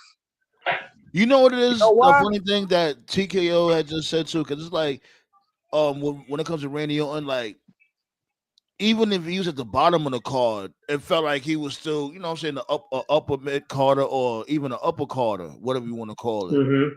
He's like, you want to know why? You want to know why? I'm gonna tell y'all why that he was able to maintain the momentum is because of his finisher. He has one of the best looking finishers ever. Yeah. Yeah. I mean, and not only that, he always been a decent promo. Like sometimes he'll get a little boring because I ain't gonna lie, I was one of them that would say he was boring, but you know, he honed that whole Viper thing. You know what I'm saying? Like, oh, he's a Viper, he's venomous, he's sneaky. You know who Orton's promo style is based off of? Realistically, Jake Roberts. Yeah, I could definitely see that. Yeah, when it comes like the delivery and the cadence, yeah, like sometimes like Jake was a great promo 99.8% of the time, but there was every now and then with Jake you had to like get through like, okay, you know, all right, Jake, we don't need 500 words here. Sober Jake. You know, like okay, we get it. You're gonna kill Honky Tonk Man. We get it. Just like man, I wouldn't even say sober Jake. I would say tipsy Jake. When he was tipsy, his promo. Orton reminds me a lot of Orton, and I know it's like kind of random, but I think Orton and Samoa Joe are similar in the sense that when they're motivated, there's nobody better. But when they're not, when they're not motivated, you can tell. Vicious. I think Samoa Joe. Oh, sure. Yeah. But during those days, like, and I hate to talk about those days, like the fucking Nation of Violence. Oh my god, when he had the machete, when he joined the Main Event Mafia, like during those days, like he had that fucking weird ass tattoo face paint on him, like, right? What? Like during those days, like Joe was on autopilot, and you could just tell he didn't give a fuck. But like when he's motivated, like he's great. Orton's the same. How do you botch Joe with Taz? How do you botch Joe with Taz? I thought that was a real tattoo when I saw that shit. I'm like, what the fuck? Shit like a dildo. I will never. Now you want to talk about getting angry? You want to talk about like we were just talking about the. Well, hold on, wait. I don't hold on. Like we know we got to go through the Dynamite card. Oh, okay. Why? That's what we do, B. That's what we do. Every Tuesday, we gotta go to the Dynamite call. My guy, you gotta say it like Henry, bro. Shittier and shittiest. You gotta say it like Henry, bro. That's what I do. You know. That's what I do. Okay, here's the first 45 minutes of shit. Here's the Hold on, next whoa, whoa, 45 whoa, minutes whoa. of This even this this shittier TKO stuff. time. This TKO time. TKO. We already know, B. Come on with it. God. Hmm? What Oh, the yeah, hell? TKO's not here. What the? Yeah, Why no. you? He's like, I ain't covering this shit. You know what? If you want to swing back to AEW, I was gonna mention you guys mentioned Jericho Yeah, before, my and I wanted bad, to say y'all. something about. They Nah, I only you wanted to announced. good. say something. Okay, he's They there. only Hold announced. on. The thing TKO is, guy, go ahead. they only announced like 3 matches so far. So Yo, what is that's 3 weeks in a row? What are they doing over there? And I, it's gonna I get worse with the Owen matches. well, I'm scared, man.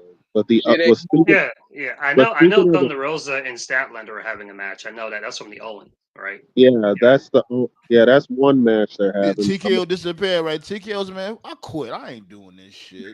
Oh God, nah, they got. Sorry, Ballet, they I mean, got me. Yeah, there's gotta be a they, men's Owen match.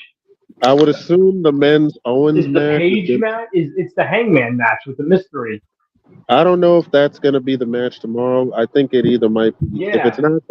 If it's not that one, it's definitely Takeshita and Um, Brody King. Swerve But, also has a match against Pac.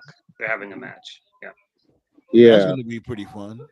and they also got a tag team match. The other Death Riders, Wheeler Yuta and Claudio, are gonna fight Hook and Samoa Joe. Man, I'll be don't Samoa Joe kill his ass, man. You the world a little steak pussy, man. King like Nah, but listen, I said it in the Motto, what it chat. do though? No, but I said it in the chat though. Samoa Joe and his crew are gonna go after the trios belts. Yeah, they gotta get the they gotta get the trios titles. Somebody need to do something with them damn trios titles. I get a shit to the Hurt Syndicate. Fuck it, why not? Nah, Joe and his group deserve it more. I mean, they've been a Yeah, trio for like forever now. Like, you might as well put the belts on.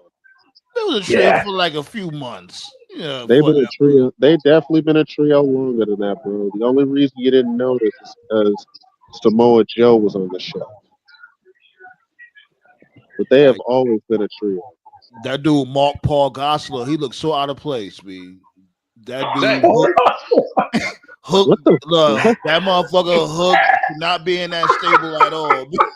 what in the fuck did that come from? That's what he looked like, fucking Zach Morris in the face ass. Oh And my I have a god. guilty pleasure. Pack his goofy It's ass up. alright, 'cause I'm saved Yo, by man, the I bell. have a What guilty is pleasure going for on? 2000s movies. Oh my The god. fuck out of here. This dude got mad mayonnaise in his hairdo. Wow. Funny. Like the fuck the ops. Only dude that looks scary in that crew is Samoa Joe. That's it. Listen, Samoa Joe, was like bro, pinky. Samoa Joe is living his best life. He knows he just got his career back. He knows he's gonna be on his last leg soon. So he got a world title reign out of his AEW run. So he's just enjoying life right And I love that for him. I love that for like Yeah, yeah. Joe like deserves it. Samoa Joe definitely deserves that. And you got the second season of Twisted Metal, B. Yeah. And now. Yeah, he's been great. shout outs to Anthony Mackie calling him Samoa Joe. He's in character. That's great. Yeah, B. So it's only 3 matches. Jesus, Dynamite, like they getting lazier and lazier, B. You remember from before? Around the first time TKO covered the card, they will have the whole night laid out. Like, yo, we got this going on, this going Yep. on. Now they Yeah. like, whatever, just come through. Now They it's were a so coin. stacked. They were It'd be a announcing coin stuff 3 toss. weeks out. Yeah, it'd be a coin toss. You got this dude MJF begging to be with the Hurt Syndicate. Who knows why? Because he's gonna be the Owen of the group. I told you guys. He gave us He's great not going to be comedy. the Owen of the group. This is going to Just don't wear that dude's gonna wear Burberry caution signs now. Watch. Oh They're man, gonna stupid Burberry babyface caution the Hurt signs. I'm done. Can you now tell me who wouldn't do that shit though? That'll be well. Naomi got That'd that be shit going on hilarious. now, so that's a difference. Yeah. And yo, on some real G shit, people need to put some respect on Naomi's name. She's For killing real. it right now. Yeah, I like Yep. A what lot she's of doing. podcasters ain't saying that shit, B. Naomi is You know killing this shit why. right now. You We know why why. that is. Oh man. We all know why, which is some bullshit. It's like, yo, like what the fuck? Like, can she eat? Like, she left, went to TNA, became a champion over there, came back. She's in one of the best stories of her career right now, and it's like crickets. What It's better. happened? The end game needs to be Naomi holding that title. Like, no lie. Which Naomi's got to win the. She got better with her promos. If she's one? gonna, you know what? Which title? Which title? If they don't have Tiffany job to Charlotte, I would say Naomi should take it. From her. Oh, okay, the world Yeah, I like title. that. Okay. I like Yeah. that. I like That's that. No That's complaints what here. I'm thinking. Are they talking I about like Vader that. tonight? That's an episode that's playing tonight. Oh, Vader's tonight. Van Vader. Okay. Yeah, Oh, Vader. we're Vader. Oh, that's the we're dark. Vader. Nice. Yo, did you watch the Ludwig Borga one? Oh Yeah, God. Yeah, we that spoke was about it. crazy. Yeah, we spoke about it last week. Yeah. Oh my god! I didn't know about the crazy. tattoo he had. That's crazy. Yeah, I made many jokes about that shit. Exit only. Good Lord. My dude. Don't fuck. Hey, Man. Don't there's your fuck trivia this question, dude, kids. man. Who beat Tatanka's streak? Ludwig Borga. Ludwig Borga. He Yeah. more than did that. He pinned it with one finger. Yep. Wow. Just to job to Luger. Just to job to Luger. It wasn't even like they were preparing him for a world title run or anything like that. It was just to get him to job to Luger. Do you Bro, guys that think cat- that mentally? Do you guys think that mentally fucked up Tatanka? Because he was undefeated for 2 years. Like he was like Tatanka was lit at that time. You think Yeah, he? no, I don't know. I don't think it was. I think what screwed with him was the fact that the heel turn really didn't go anywhere because he never had that.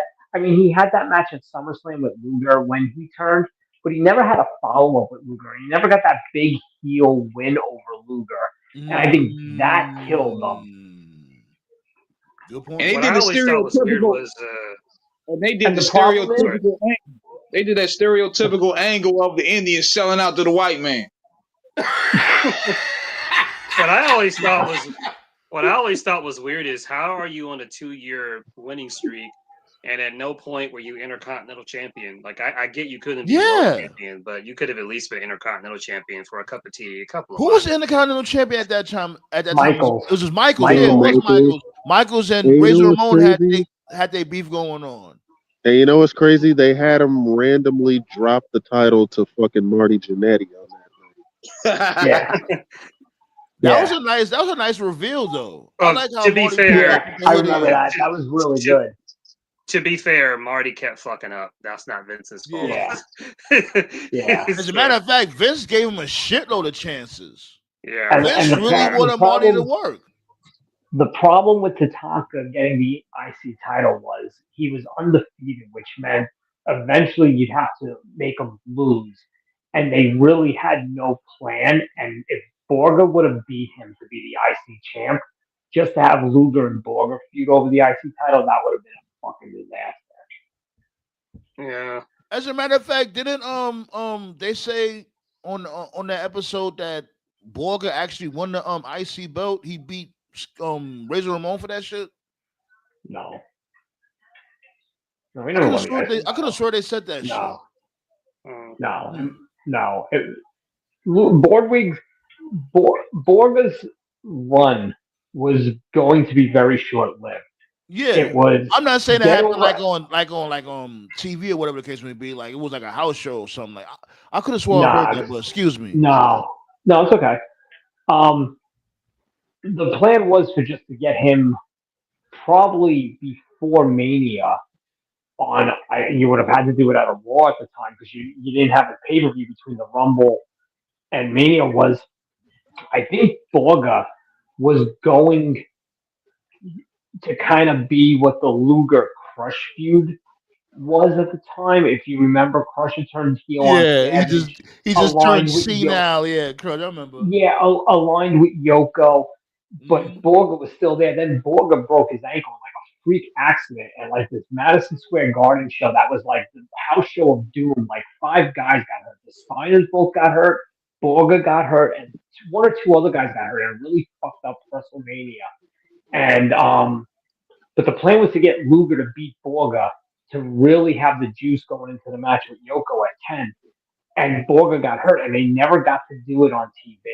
They never got to do Luger Borga on TV. And supposedly the matches, which were dark matches at the TV tapings or on the the B Loop house shows, because Yoko and I think Taker will run the A Loop, the matches weren't bad. And the problem is they never got to do it on TV, and I think part of that hurt Luger as well.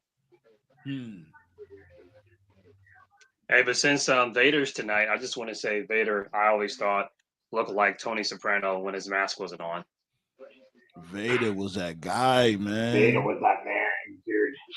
The only problem with Vader really was his nothing. There was no problem with Vader. He was a fat piece of shit. That was the problem. Oh god, I just watched that the other day too. Like they were talking about his match with Shawn Michaels that really could have put him over, but yeah. And that was Shawn Michaels refused to do the coked out Shawn being Shawn. Shawn refused to do the job. Yeah, that's. Hey, you know what? And let me tell you something. That rematch was originally scheduled for Survivor Series at the Garden. I went to that show, and the original advertising for that show was Vader Shawn, and the word was Vader was going to beat Shawn, and then Vince and Shawn got together, and Shawn said he wasn't doing it.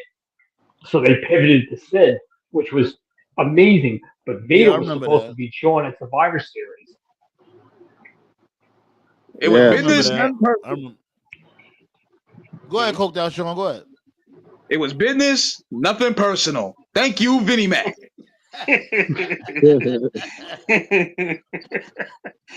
I remember like the first to go to WCW. The first U shoot I ever saw was with the Road Warriors. I don't know when this was. I think it was like the early 2000s. I've joked about it with Nate before. It was just so funny. They're talking to Hawk. They're just talking, and just out of nowhere, Hawk just says, "I've never seen people." His exact words were, "I've never seen someone give Vince as much shit as Shawn and not get fired for it."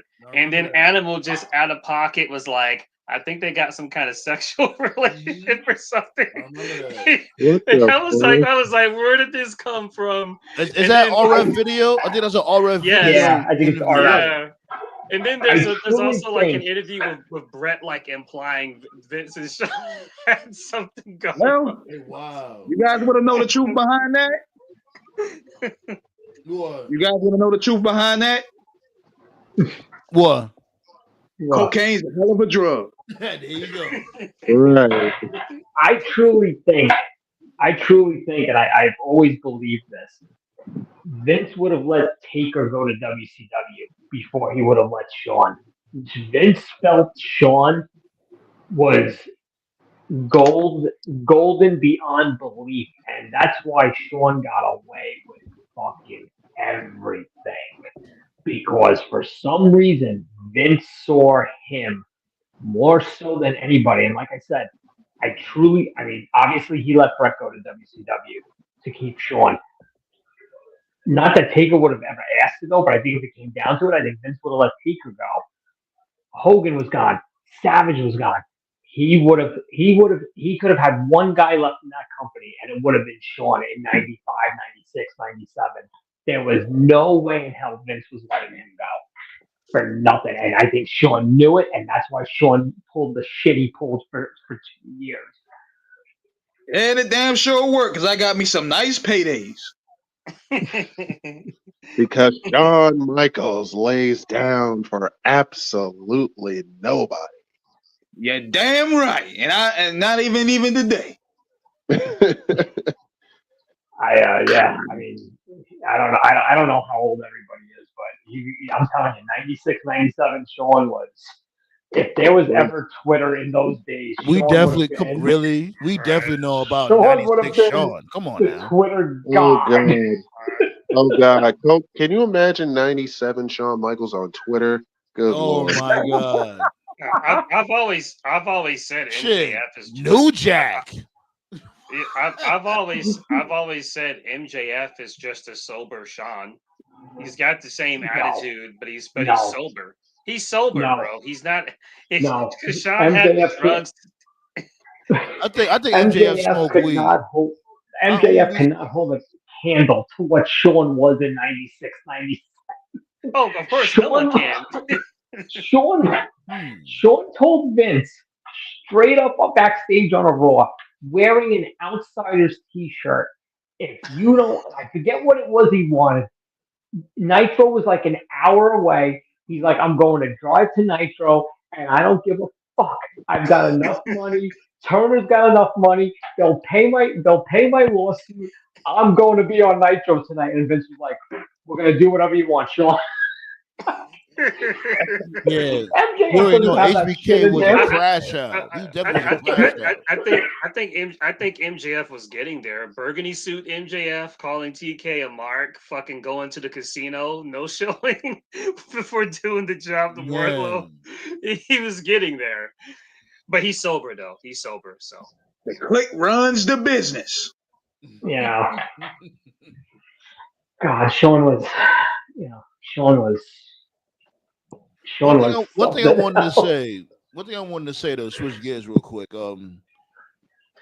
I like the fact that on Raw, because you know, Jey Uso and Gunther had their segment or whatever. And remember the week before that, Segment.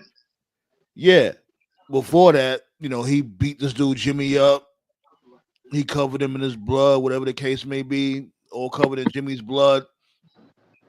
I definitely appreciate the fact that the following week it was no celebration, no yeet, none of that bullshit. He was That was key last night. there for business.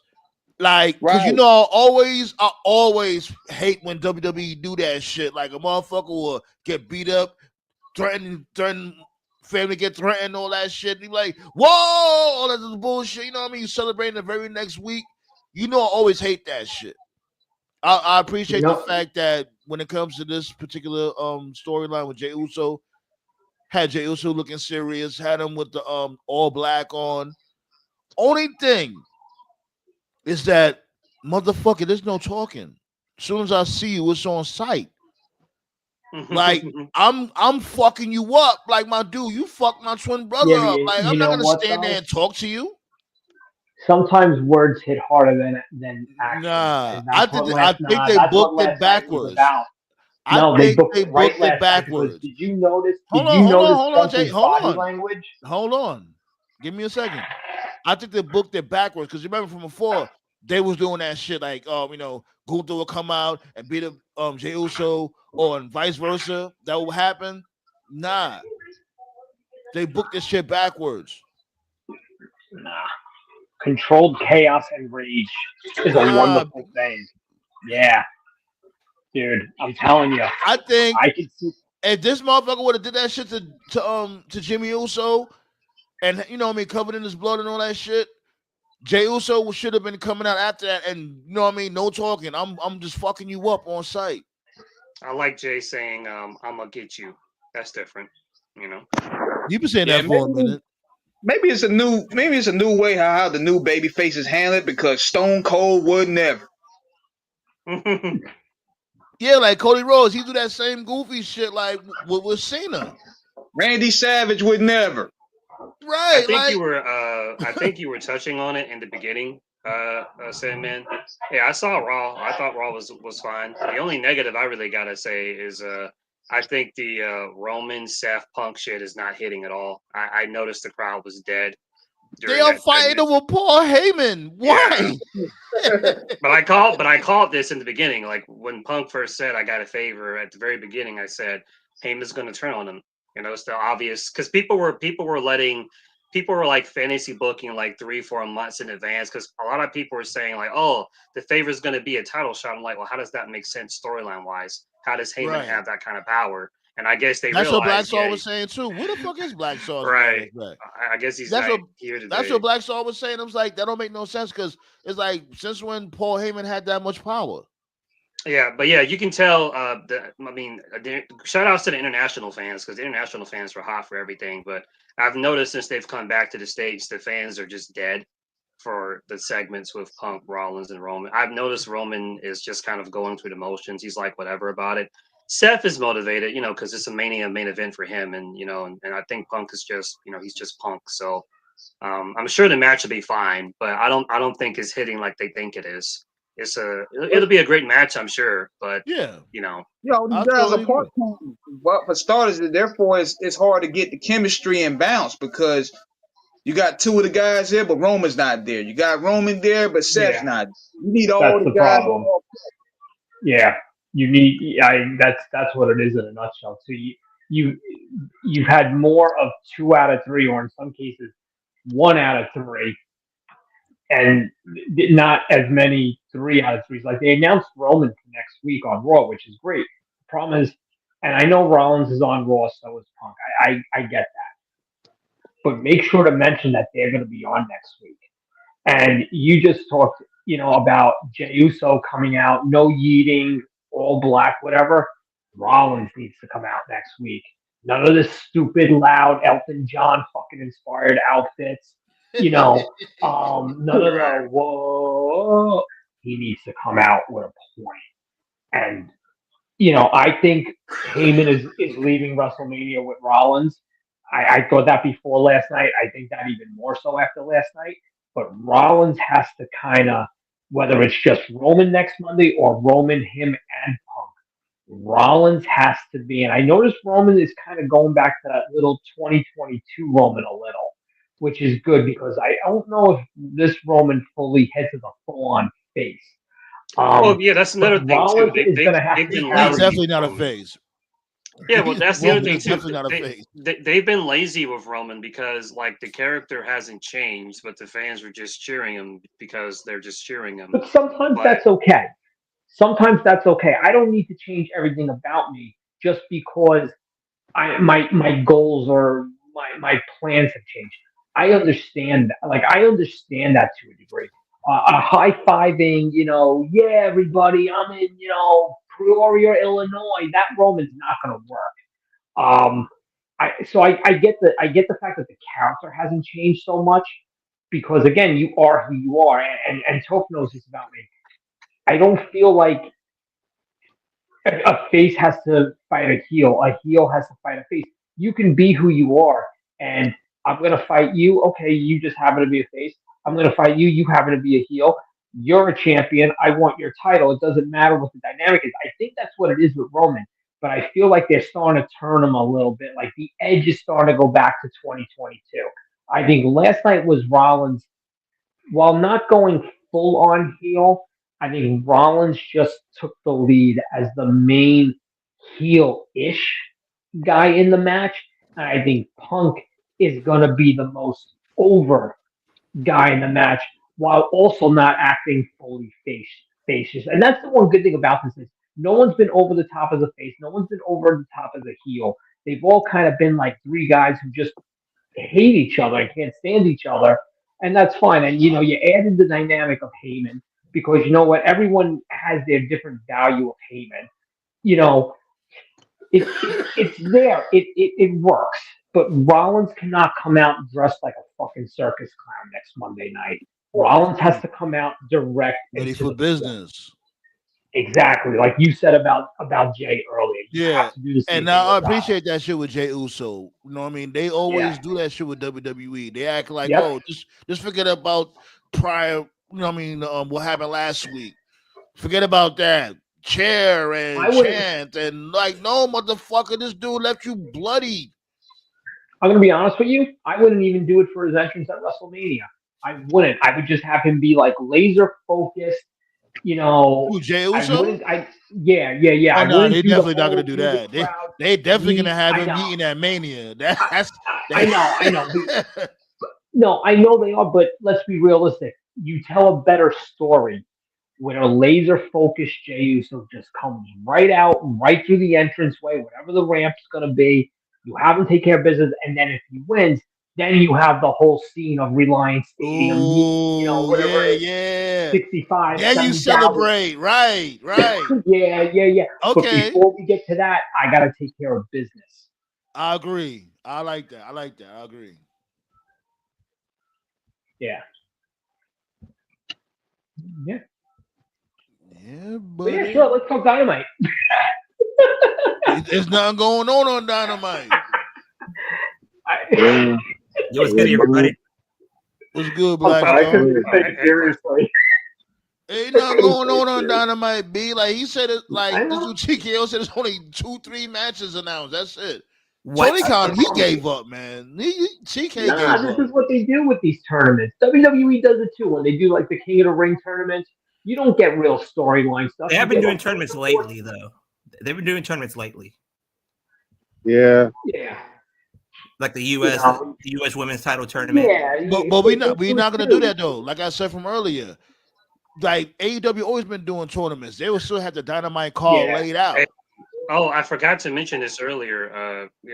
Great, since Black Star just joined in and you're still here as well, John. I don't know if you know about him, John. We talk about Marky D. He's a YouTuber, really funny wrestling YouTuber. Mostly talks TNA.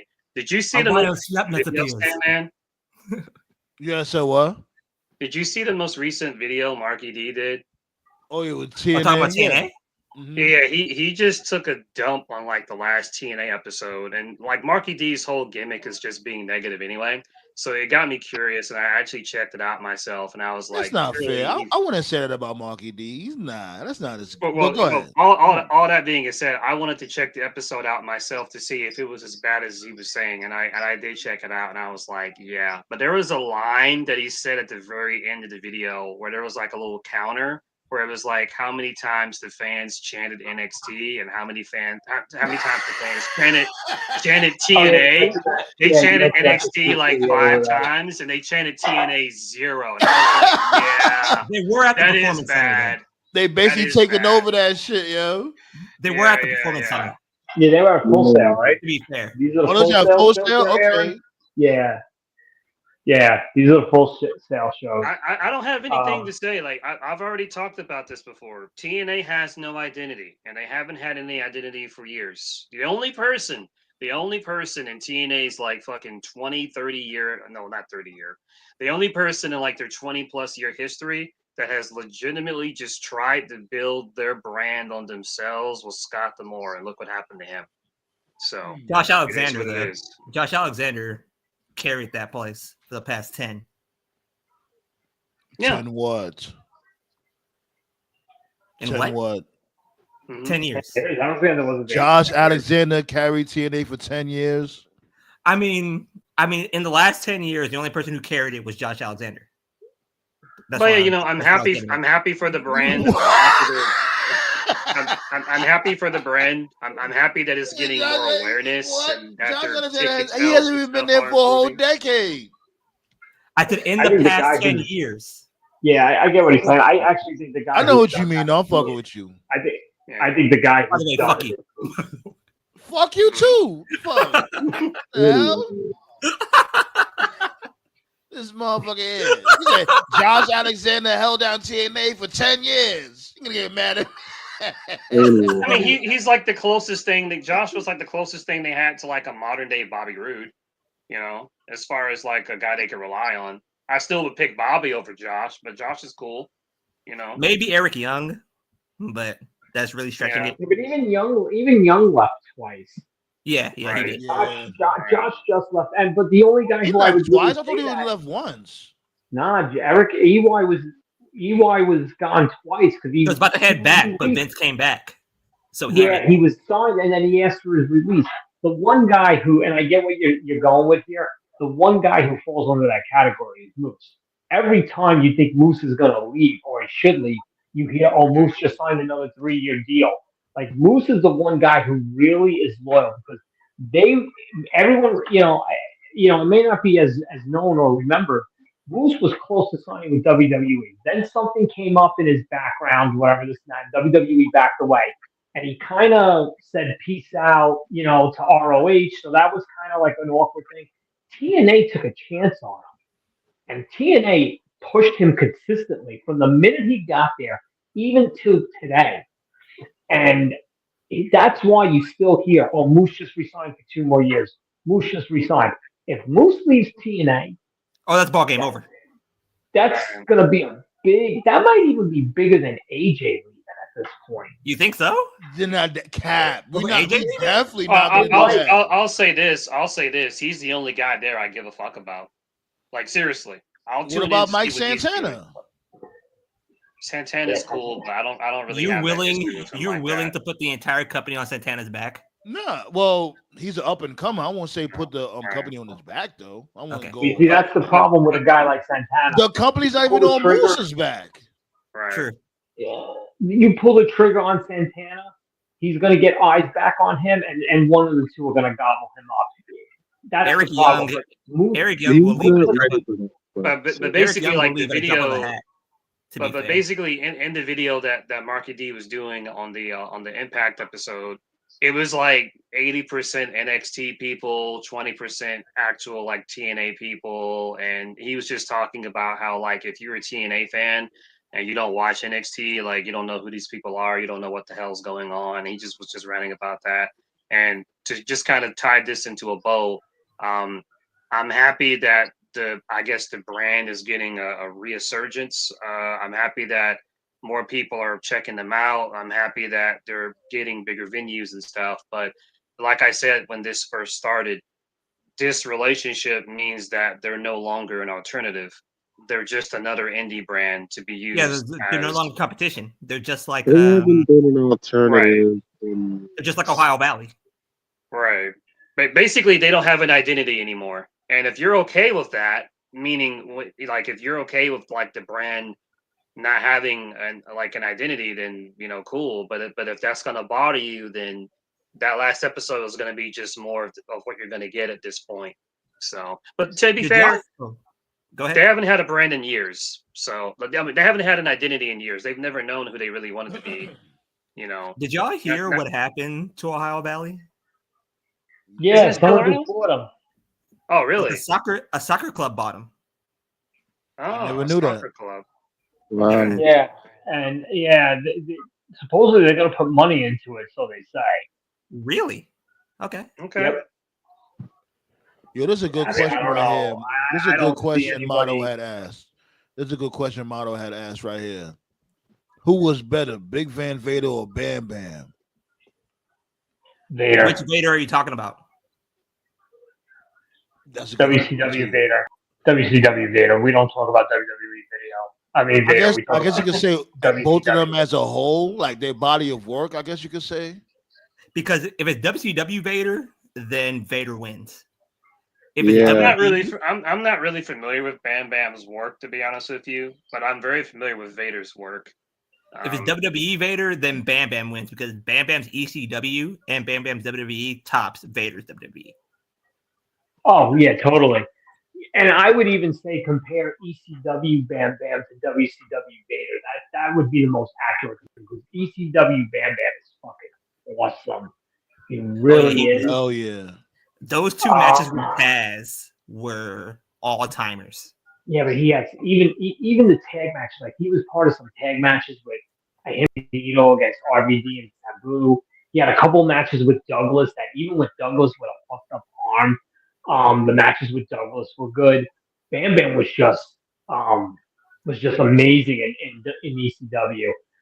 But there was something about 92, 93 Vader that just when Vader was on a killing spree. Talking about that Vader. Yeah, I mean, even 2020 to 2024, Roman, I don't think was as dominant as Vader was in a job. I mean, Vader he didn't have the long title run, like Roman did, but Vader just steamrolled the entire company. I think the ultimate Haas dream match is probably like late 80s, early 90s Vader versus like Brock in like 02. Oh my God.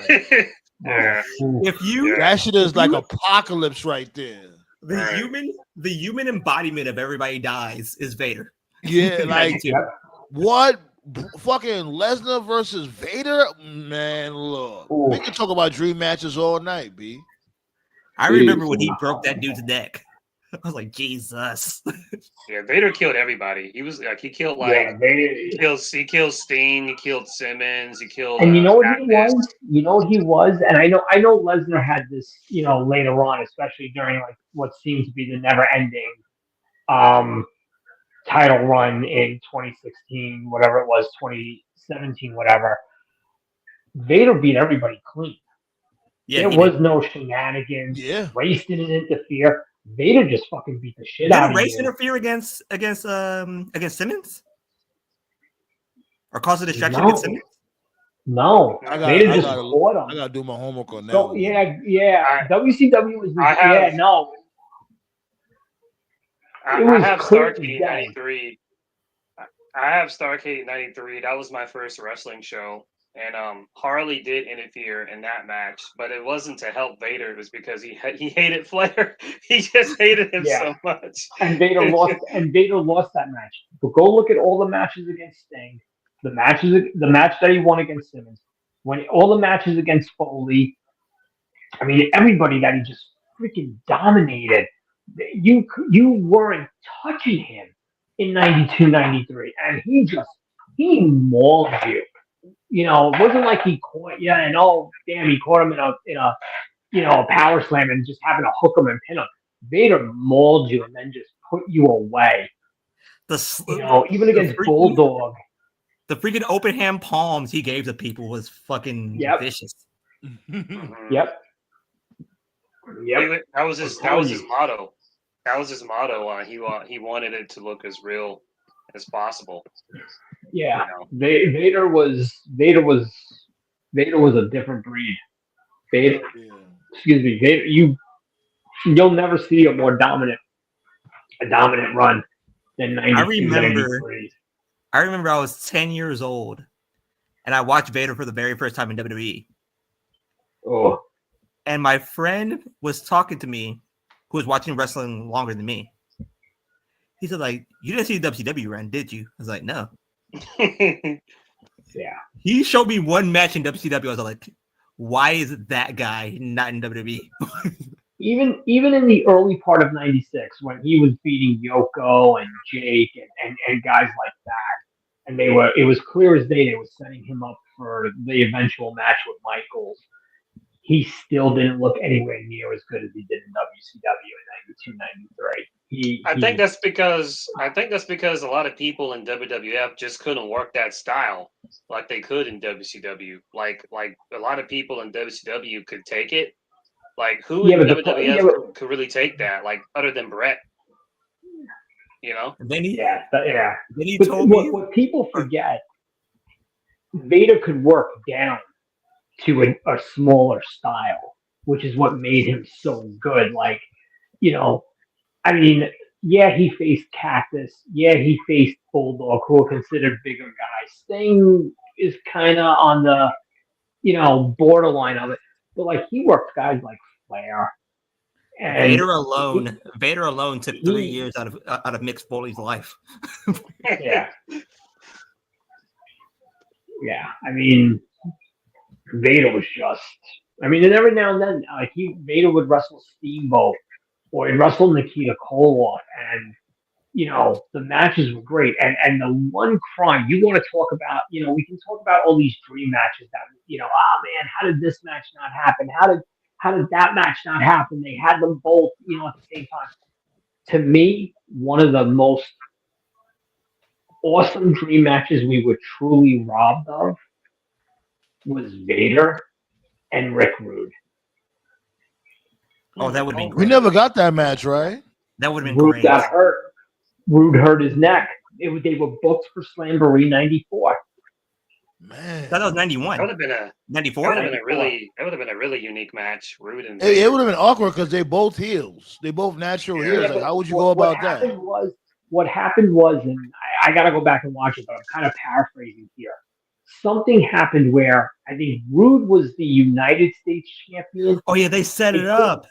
They couldn't call him the world heavyweight champion because there was like some sort of discrepancy, I think, with the NWA or whatever with the big gold belt. So they called it like the international title, I Yeah, think. they did. Yeah, Yeah. they set it up. And yeah, just They set up. yeah, They set and up as Vader. the Slamco. Mhm. Go ahead. Go Yeah, ahead. I think Vader defended the U.S. title for Roode. I think it was like a show where both titles had to be defended, and Vader defended the title for Roode, and I think Roode. Oh, shit. Yeah, I think I think Roode I cost think I think Vader the match, but then Roode blamed Vader for losing the title.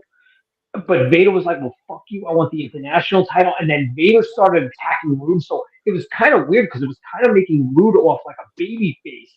But it was, oh man, now I gotta go back and watch this. I think I know It's what you're from like talking about. yeah, I I'm yeah, not I I'm not mentioned 100% on it, but I think I'm in the ballpark yeah. of the general idea. I remember as a kid being really confused. I mentioned earlier that Starrcade '93 was my first show. I still got the VHS tape. You know, we all have like that one wrestling show where we know like everything from that show, like the back of our hands, Hell all the yeah. Yeah, matches, like yeah. how many people were there and stuff like that. So I know Starrcade '93 at the back of my hand. The main event was Vader versus Flair, WCW title versus career. But then there was another match on that show. It was the Boss, aka Big Boss Man, aka Ray Big Trailer, Bubba. Yep. aka Big Bubba. Yeah, it was the Boss against Rude. And on the show, Rude was called the International World Yeah. Heavyweight Champion. As a kid, I remember being confused because I was like, why are there two world titles? And the title that Rude had was the big gold belt. And then the title that Vader had was the WCW belt. As I understand it, and I could be wrong here, when I'll Flair help you out left with for this. WWF, he took the big gold belt with him. So then WCW made a new belt, which was the belt that Vader had. And then when Flair came back to WCW, he brought back the big gold belt with him, No, but or something no. like that. Okay, no, you're half right. So when Flair left, they created the WCW title. That's what Wyndham and Luger fought for in the cage at the Great American Bash '91. When the NWA and WCW threatened to sue Flair and McMahon for every time Flair showed the big gold belt on TV. Because remember, when Flair first showed up to WWE, he had the belt. And they didn't blur it. Right. Well, no, before because they blurred it because he started holding up a tag title. But they threatened to sue Flair and Vince. Like every time Flair had the belt on TV, it was going to be like I think it was going to be like $125,000. And Vince said no, and Flair said no. So what happened was WCW, and it's right around they started doing this around the summer of '92. They did it, and it was what it was, which was the NWA World Title. They did an NWA World Title tournament and an NWA Tag Team Title tournament, and Masahiro Chono won the tournament, but then Rude beat Chono eventually, and Rude became the title. And then something happened with the NWA where there was a dispute with them in WCW, and NWA kind of pulled out. But WCW still owned the belt because I think they paid to get the belt back from Flair. So that's when they changed it to the international title. And then I think the tag titles just got unified and they just became one set of tag titles. But that's what it was. That's why they had two world champions because originally they were doing an NWA champion and a WCW champion. But Toph is like 3/4 right. It basically was spawned because Flair left. And then somehow I think Rude dropped the title, and then Wyndham had it, and then Flair had it, but then Rude didn't beat Chono. Wyndham beat Chono, and then Wyndham lost to This is Flair, and then old Flair school lost shit. to Rude. Yeah, dude, this is like we're talking Yeah. like '93 into '94, Yeah. and It's, then Rude and Vader were gonna fight at the main event of Starrcade '94 for the NWA or for the international title, and Rude hurt his neck in Japan against Sting and couldn't get cleared, and he cuts a promo at the start of that show. I bought that show just for that match. I couldn't tell you anything else on that show, but I bought it for Rude and Vader, and Rude comes out in street clothes and cuts a promo that he's injured. And I remember I was like, 18-year-old me was like, mother, I think the clown from Sesame still hangs over my parents' old house. I was so fucking pissed. But yeah, that was a match we got fucking robbed of. This is old school stuff, and honestly, I think American wrestling, modern day American wrestling, could use it because with the NWA back then, to those who don't know, the NWA was like an actual committee. So like when it came time for like title matches and shit, like the committee as a group had to decide vote on you. If you were going to win. That's what I kept on hearing about, like, the championship committee. I was like, what the fuck? Right. The only wrestling company today that still has anything like that is New Japan, because because if you notice in New Japan, they don't call it IWGP, they call it the IWGP, because the IWGP it's a committee. It's like Tanahashi, Gedo, Rocky Romero. There's like 6 other people. It's like 9 of them. They have to collectively agree. That name is so crazy. Jim Crockett couldn't just say that Dusty was going to beat Flair for the title. There was like 6 or 7 guys, and they got in a room and they said, "Okay, this is what we're thinking of doing." No, hold on, wait. Before you even get, because sometimes your stories get longer now, drawn. We're not even going to go through all that because we a little long. We overdue. Before we get up out of here. Long and overdrawn. Before we get up out of here, right? Y'all heard about that motherfucking that dude Terrence Howard talking about Diddy? Oh yeah, I heard about that. Yeah. Maybe next time. That shit was so random. Did you ever have the opportunity where you got invited and you said no to it? Hell yeah. Puffy invited me for weeks, asking me to come and teach him how to, wanted me to be his acting coach for a while. Go there and he's sitting around just looking. I'm like, okay, what's the material you want to work on? He's just looking at me. Then next thing you know, okay, hey, will you help me? I want to hear your music. So I come over there and I'm playing the music. And he's sitting there, just looking at me, like waiting. Okay. So then my assistant was like, he wants to hang out with you next week. And I was like, for what? He's like, I think he's trying to fuck you. That's what my assistant said. And I was like, oh, now I get it. So now no more communication. Now you know to be hands off with somebody. A number of producers come in and make the approach. And you threaten to punch them in the mouth. Threaten to knock their head off for talking to you or looking at you like you're a woman. When you approach a real man about his masculinity, you're going to get a real reaction back. It's a difference when a guy walks in a room and when a man walks into a room. Oh, God. Can we just go back and find the baby Diddy and, Man. I mean, at least shout outs to him for being open and not being, scared talking about it like all these other celebrities, man. I'm still waiting for that court case, man. I'm waiting for the names. That's what I'm waiting for. Man, Diddy's trying to get that case. We'll have a special. We'll have a roundtable special with that shit. I'll do live coverage from outside the courthouse. Take that. It was good, Tashi. But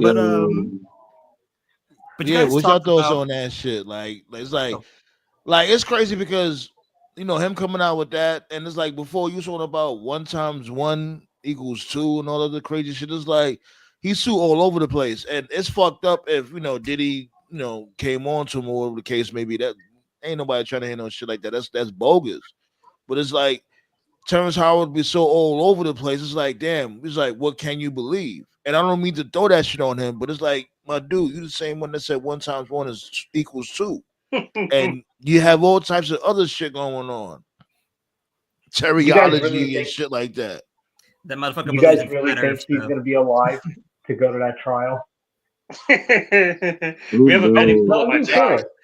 Shit, like, I heard he's being protected. I heard Diddy being protected up in there, B. Dude, all it takes is one guy going to the bathroom. Shit, it was a video that Diddy had a fucking motorbike up in the pod. And I don't know. I don't know. I wouldn't be surprised. Right around when's that trial start, on a Monday? That like Thursday before, you get a breaking news alert that he quote unquote was found hanging in his cell. That old guy knows what's up. Excalibur! The soul is required in her! Idolaters! I don't know what's gonna happen. We'll I do tell know you. one thing. I do know one thing though. My throwback match this week is Brett versus Owen. Oh, hell yeah. Which one? Which one? Yeah, which one? I think the cage match was the best one. Yeah, Okay. But that's on TKO. it's You WrestleMania. agree? It's It's the one at WrestleMania. It's WrestleMania edition. Yeah, when he had to wipe his Okay. mouth. Ugh. Oh yeah, the big saliva. Yeah. Yeah. And That's the my cameraman was zooming in on that shit like, damn, like, I'm trying to enjoy the damn match. I'll right. tell you real quick. I'll tell you, if I was Brett and I was Hunter and I really wanted to stick it to Martha Hart, you induct that match next year into the Hall of Fame. That's crazy. That would be. I mean, technically, Owen would be in the Hall of Fame if that happened. You can't That's what I induct. would do.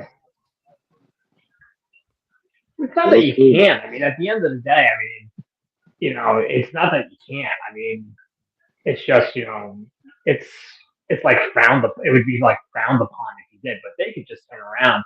Brett signed off on it, it's, Bruce is okay with it. I mean, he has no choice but to be okay with it. I mean, you really could just say fuck her and do it, I mean, I get why you don't want to, but you really, and it's going to be really weird this year. It was really weird last year with it being 25 years. And, the problem is the way she parades around AEW, and it's like, what are you doing honoring? You're not honoring them. You're getting a paycheck from Tony, and it's Tony basically being able to say, ha ha, and, whatever. But if I was Brett, I would just call Hunter and be like, you know what, fuck it, do it. I'll deal with her. What's she going to do to Brett? She can't sue him. It's his brother. Well, Actually, she actually can. And I don't think that'll happen also because Brett and Triple H, they're not like buddy either. They're just kind of like right. I think that's the whole wrinkle in the plan is that Brett and Hunter, while they're good, they're not like good. You know what I'm saying? But she couldn't sue him for what? It's his brother. It's his brother at the end of the day. You put the whole family in. You put Ross Hart, Stu Hart. I know Stu's in, but you put Helen in. You put Teddy. You put Jimmy Jack Hart. Whatever you put all of them in. I think we could do without. Teddy Hart. Yeah. Yeah, but that's the way. Hold on, let's get up out of here. You know what I'm saying? Let me read what Tati had just said. NWA is bringing back the new territories. So is Maple Leaf. They have an alliance too. Look into it. It's cool.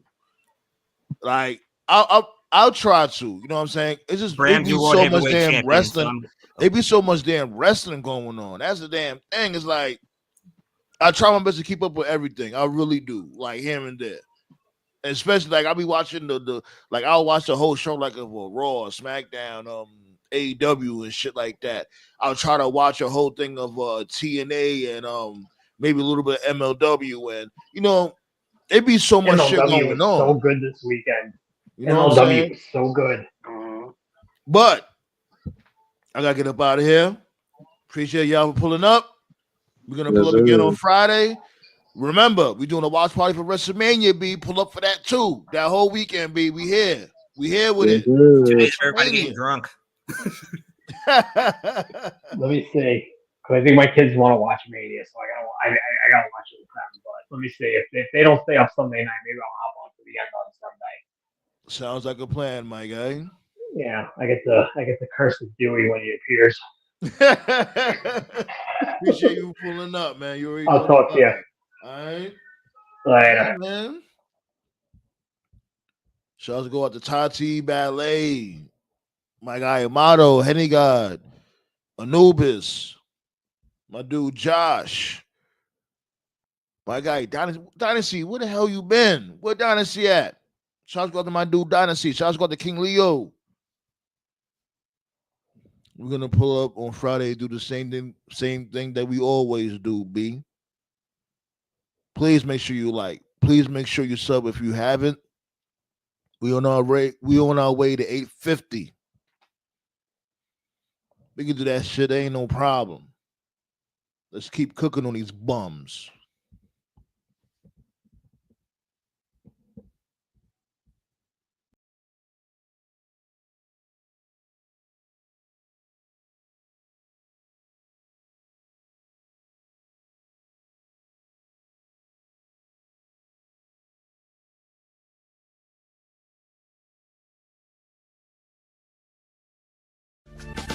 One, two. Yo.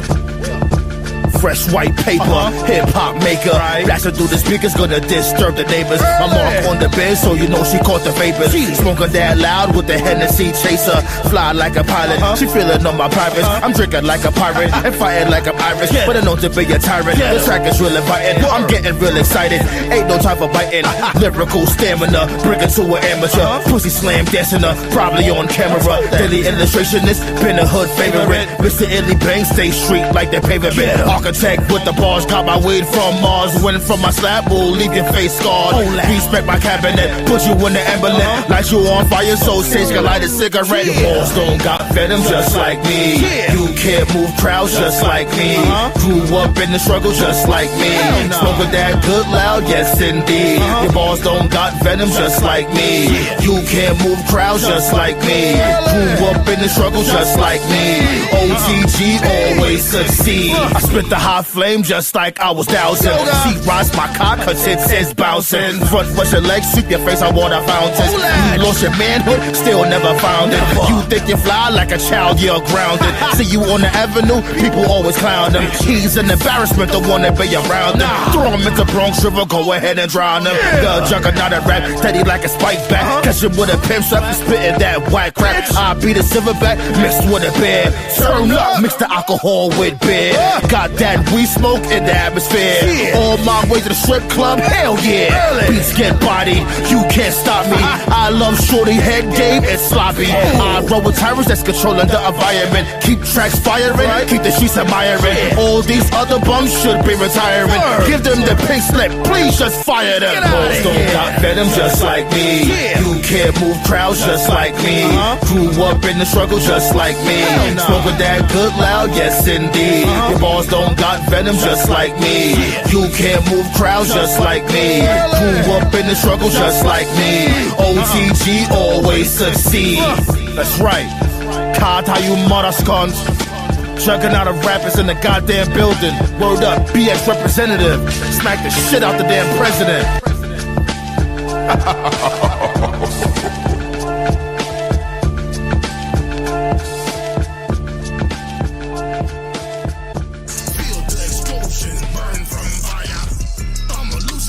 That nigga turn it up. Nobody in here have an empty cup. Better run and escape and go pray. I'm